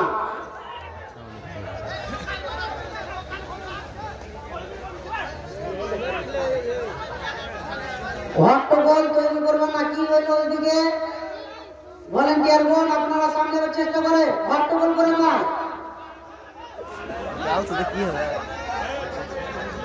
চিল্লা চিল্লি নয়, পদ্ধতির মাধ্যমে কাজ করে।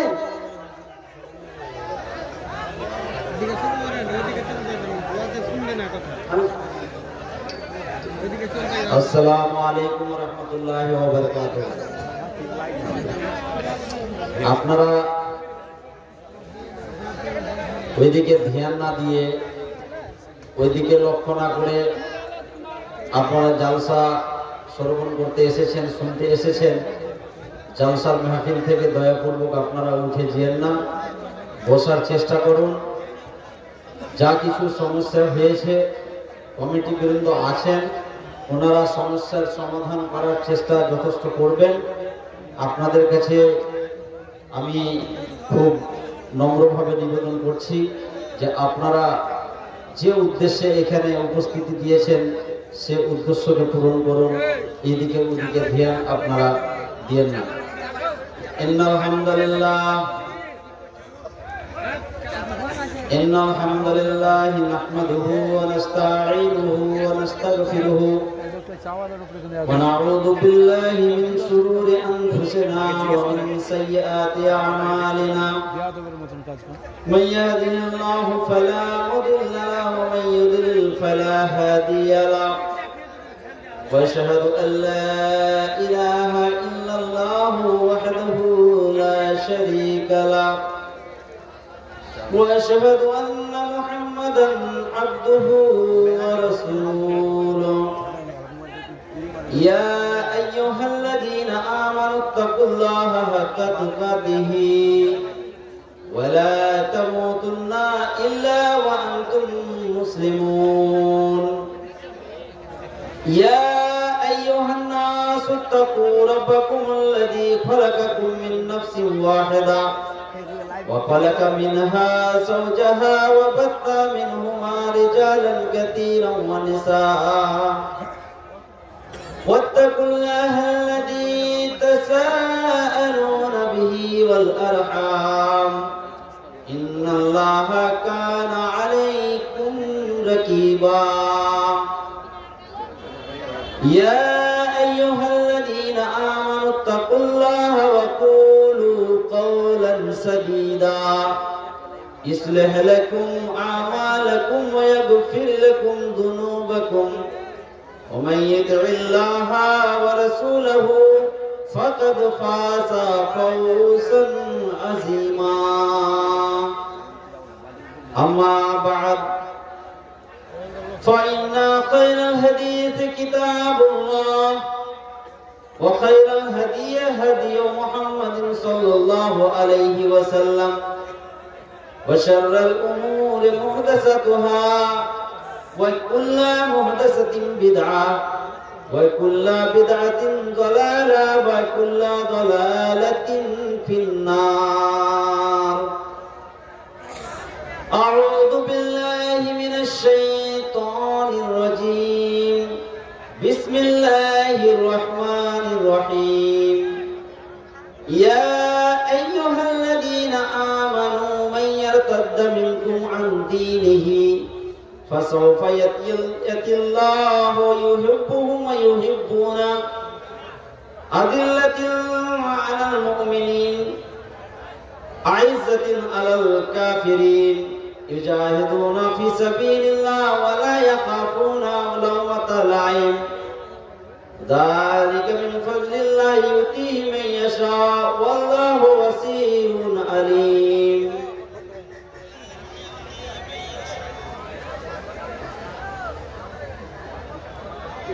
শ্রদ্ধেয় সভাপতি ওস্তাদুল আসাতিজা ফজিলাতুল শেখ লুৎফুর রহমান কাসেমি হাফিজাহুল্লাহ ও সহসভাপতির রূপে ফজিলাতুল শেখ মুসা হাক্কানি হাফিজাহুল্লাহ, ভলেন্টিয়ার যারা আছেন ওনারা এই সমস্যা যেটা হয়েছে এটাকে কন্ট্রোল করার চেষ্টা করুন। ভলেন্টিয়ারগণ আপনারা চেষ্টা করুন এই সমস্যার সমাধান করা। যাবতীয় প্রশংসা মহান করুণাময় আল্লাহ পাক রব্বুল আলামিনের জন্য।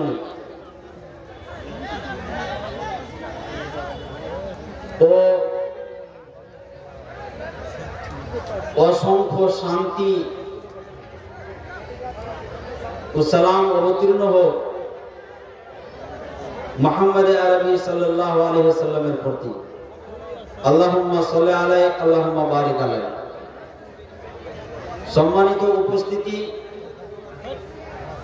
দু চারটি কথা আপনাদের আমি বেশি লম্বা সময় নেব না, যেহেতু রাত্রিও অনেক হতে যাচ্ছে আর অনেকক্ষণ থেকে আপনারা কোরআন ও হাদিসের আলোচনা শ্রবণ করছেন। অল্প সময়ের মধ্যে কিছু স্বল্প কথা আপনাদের মাঝে আমি ইনশাআল্লাহ উপস্থাপন করব।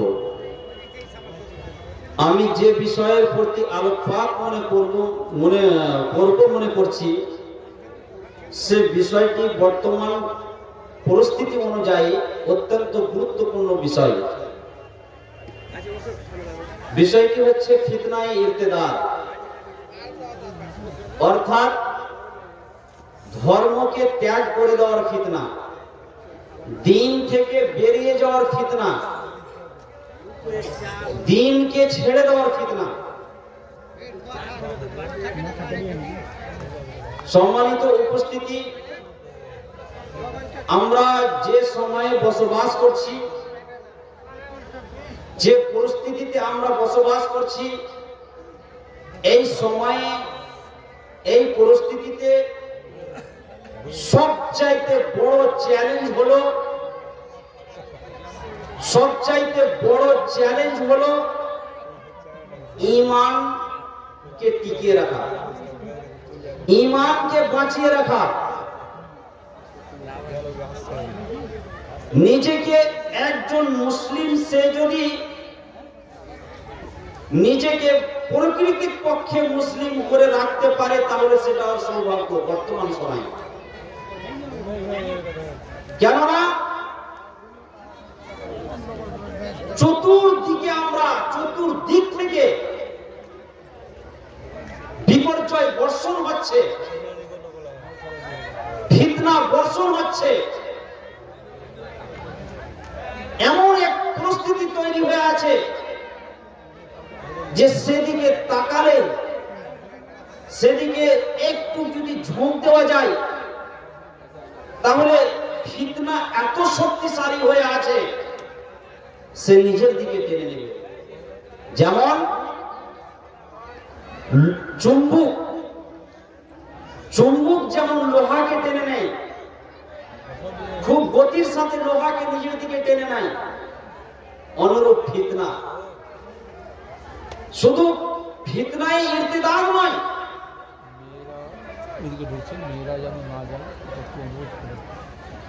আপনারা, আমি রিকোয়েস্ট করব যে মহিলারা যারা আপনারা যাচ্ছেন সেদিকে আপনারা দয়া করবেন যেন না, বিষয়টা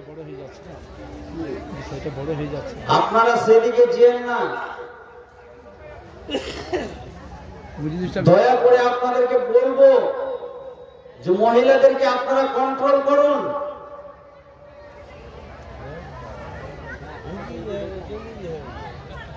জিনিসটাকে বেকার করে দিলাম, কি হলো বলেন না? নাই নাকি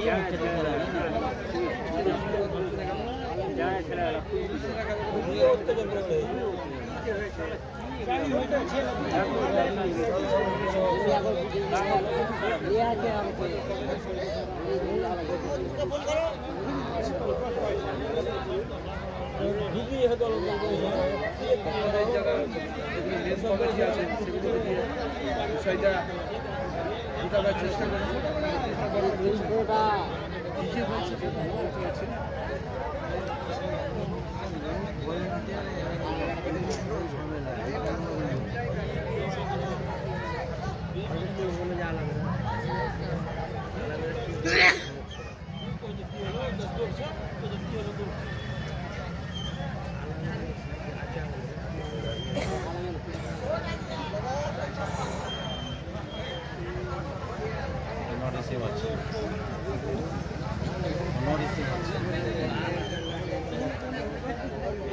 এত সুন্দর একটা আলোচনা হচ্ছিল আর এর মাঝখানে একটা ঝামেলা পাকিয়ে দিল, জিনিসটাকে বরবাদ করে দিল।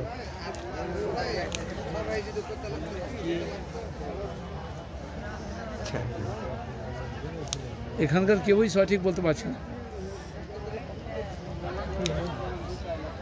চালু করেন লাইভটা, চালান আপনি। যাই হোক, বলছিলাম যে সেদিকে তাকালে ফিতনা এত পাওয়ারফুল, শুধু এই ফিতনায় ইরতিদাদি নয়, দিন ছেড়ে দেওয়ার ফিতনাটাই নয়, এটাকে বাদ দিয়ে আরো বিভিন্ন ধরনের ফিতনা জড়িয়ে আছে। আর এইসব ফিতনাগুলি বিশেষ রূপে আহলে ঈমানদেরকে, মুসলমানদেরকে খুব দ্রুত বেগে গতির স্রোতে নিজের কবজায় করছে, আর খুব সহজেই আমরা সেই ফিতনার শিকার হয়ে যাচ্ছি।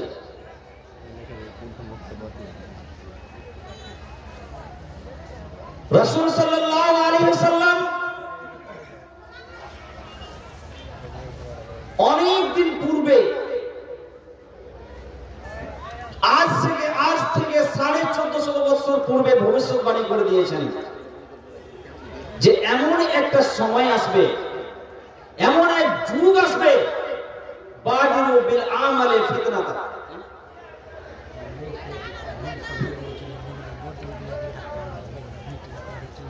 দেখলেন কে ওটা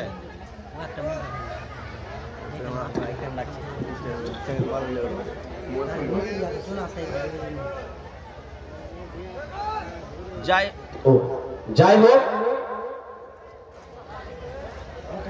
কারণবশত আমি আর সময় নিচ্ছি না, যেহেতু একটু সমস্যা হয়েছে, সেই সমস্যার সমাধানের জন্য একটু কৌশল অবলম্বন করা অপরিহার্য, যেহেতু একটু এটা দিনই স্বভাব। তো যিনি আমাদের আকর্ষণীয় বক্তা, যিনার জন্য আপনারা উপস্থিতি এখানে দিয়েছেন, অতি সত্বর ওনাকে আমরা দাওয়াত ও আমন্ত্রণ দিচ্ছি যে আপনি আসুন এবং নিজের বক্তব্য উপস্থাপন করুন। এবং আমি জনসাধারণ ও জনগণ এবং শ্রোতাবৃন্দ, বিশেষ রূপে যদি আপনাদের একটুকু দিনের প্রতি ভালোবাসা আছে, দিনকে যদি আপনারা ভালোবাসেন, ধর্মকে যদি ভালোবাসেন, শরীয়তকে যদি ভালোবাসেন, আল্লাহ ও আল্লাহ রসুলের কথাকে শোনা যদি পছন্দ করেন, তাহলে দয়াপূর্বক আপনারা এদিকে ওদিকে ভিড় ভাড় না লাগিয়ে এই জালসা প্রাঙ্গণে আপনারা চলে আসুন। আপনাদের সামনে ফজিলাতুল শাইখ বদরুদ্দোজা নদভী হাফেজাহুল্লাহ আসছেন, উনি খুব মূল্যবান আলোচনা আপনাদেরকে শোনাবেন, আপনারা শুনবেন, শুনে অত্যন্ত উপকৃত হবেন। তাই আপনাদের আমি রিকোয়েস্ট করছি, যেহেতু উনি বাইরেকার মেহমান অতিথি, এবং আমাদের উচিত হবে বাইরেকার অতিথিকে মূল্যায়ন করা ও তার সম্মান করা। যদি আমরা ওনার সম্মান না করতে পারি, তাহলে আমরা কিন্তু এর বিষয়ে আমাদেরকে কিয়ামতের দিন জবাব দিতে হবে আল্লাহর সামনে। আপনাদেরকে আমি, আমার যুবক ভাইদেরকে আমি এবং বয়স্ক বুজুর্গদেরকে আমি অত্যন্ত নম্রতার সাথে, অত্যন্ত কোমলতার সাথে আমি বিনীত আবেদন করছি যে আপনারা চলে গেছেন, বেশ ভালো কথা। জানি না সব জায়গায় শয়তান আজকাল বসে আছে, শয়তান যদি একটু সুযোগ পায়, যেহেতু আজকের বিষয়টা আমি সিলেক্ট করেছিলাম ফিতনা, এটাও একটা ফিতনা। এই যে একবারে লাইভ সচক্ষে আপনারা দেখছেন যে শয়তান কেমন মানুষকে পথভ্রষ্ট করার জন্য বসে আছে। একটুখানি কিছু হালকা সমস্যা হলো, মানুষ চট করে উঠে দাউ দাউ হুড়ু হুড়ু করে সেদিকেই চলে গেল। আল্লাহ আল্লাহ রসুলের বাণীকে তারা প্রাধান্য দিল না, আল্লাহ আল্লাহ রসুলের কথা তাদের মনকে মনকে টাইম টেনে রাখতে পারলো না। তাদের ঈমান কত শক্ত, ঈমান কত মজবুত, ঈমান কত কঠোর, এখানেই চাক্ষুষ প্রমাণ হলো, আপনারা দেখলেন। তাই আপনাদেরকে আমি বলবো, আপনারা দয়াপূর্বক বসে যান, এখনো সময় সুযোগ আছে, আপনারা অনুতপ্ত হন এবং যে আপনারা পরিচয়টা দিলেন এই সভা থেকে উঠে যাওয়ার, সেটাকে আপনারা বসে বসে নিজে একটু একটু অনুসূচিত হয়ে একটু চিন্তা ভাবনা করে দেখেন যে আপনারা কাজটা ঠিক করলেন না ভুল করলেন। এইভাবে দিনী সভা থেকে হুড় করে উঠে যাওয়া একটা মুমিন মুসলমানের পরিচয় নয়, একটা ভালো মুসলিমের পরিচয় নয়। আপনার মধ্যে যদি আত্মমর্যাদা আছে, আপনার মধ্যে যদি কিঞ্চিত পরিমাণ ঈমানের জজবা, ঈমানের উত্তেজনা যদি বেঁচে আছে, আপনার মধ্যে যদি ইসলামের ভালোবাসা যদি বেঁচে আছে, তাহলে আপনাকে আমি বলছি যে আপনি যে পায়ে এখান থেকে উঠে গেছেন, আবার উল্টো পায়ে ফিরে এসে এখানে বসবেন, আর বসে আপনি কোরআন ও হাদিসের আলোচনা একজন ভালো মুসলমানের মতো বসে শুনবেন।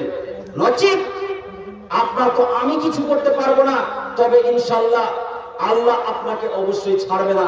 এর জবাব আল্লাহ আপনাকে অবশ্যই এই বিষয়ে প্রশ্ন করবে যে কোন এমন বিষয় ঘটেছিল যে আমার বাণী আমার কথা তোমাকে থেমে রাখতে পারেনি, ধরে রাখতে পারেনি। আমার কথাকে বাদ দিয়ে তুমি সেই ফিতনার সাথে সংযুক্ত হয়ে গেছিলে, সেই শয়তানটাকে শয়তানের ছাড়াই তুমি চট করে উঠে সেই দিকে চলে গেছিলে। এমন কোন বিষয় ঘটেছিল আমার কথাই তোমাকে আমি মুক্ত করতে পারিনি। সুতরাং আপনাদেরকে আমি অত্যন্ত অন্তর থেকে এবং নম্রতা ভদ্রতার সাথে আবার বিনীত নিবেদন করছি, আমাদের সাহেব যিনি প্রধান বক্তা, আকর্ষণীয় বক্তা এবং যিনি আমাদের পশ্চিম বাংলা ঝাড়খণ্ড বিহারের একজন খ্যাতনামা বক্তা, উনি আপনাদের মূল্যবান কথা শোনাবার জন্য এখানে এসেছেন। তাই আপনাদেরকে আমি বলবো যে আপনারা ওনার সম্মান করুন এবং এইভাবে দাঁড়িয়ে না থেকে যতজন আপনারা আছেন একটু উঠে গুছিয়ে গুচ্ছিত হয়ে বসুন, এভাবে ছেটিয়ে না, একটু গুচ্ছিত হয়ে এনার্জি নিয়ে বসুন। আসুন তো ওটার সামনে দেখেন। কথা কম বুঝছো নাকি গো? কথা তোমাদেরকে বলছে, কথা কম বুঝছো তোমরা মনে হয়। একটু সাজিয়ে গুছিয়ে বসো, সামনে এসে বসো।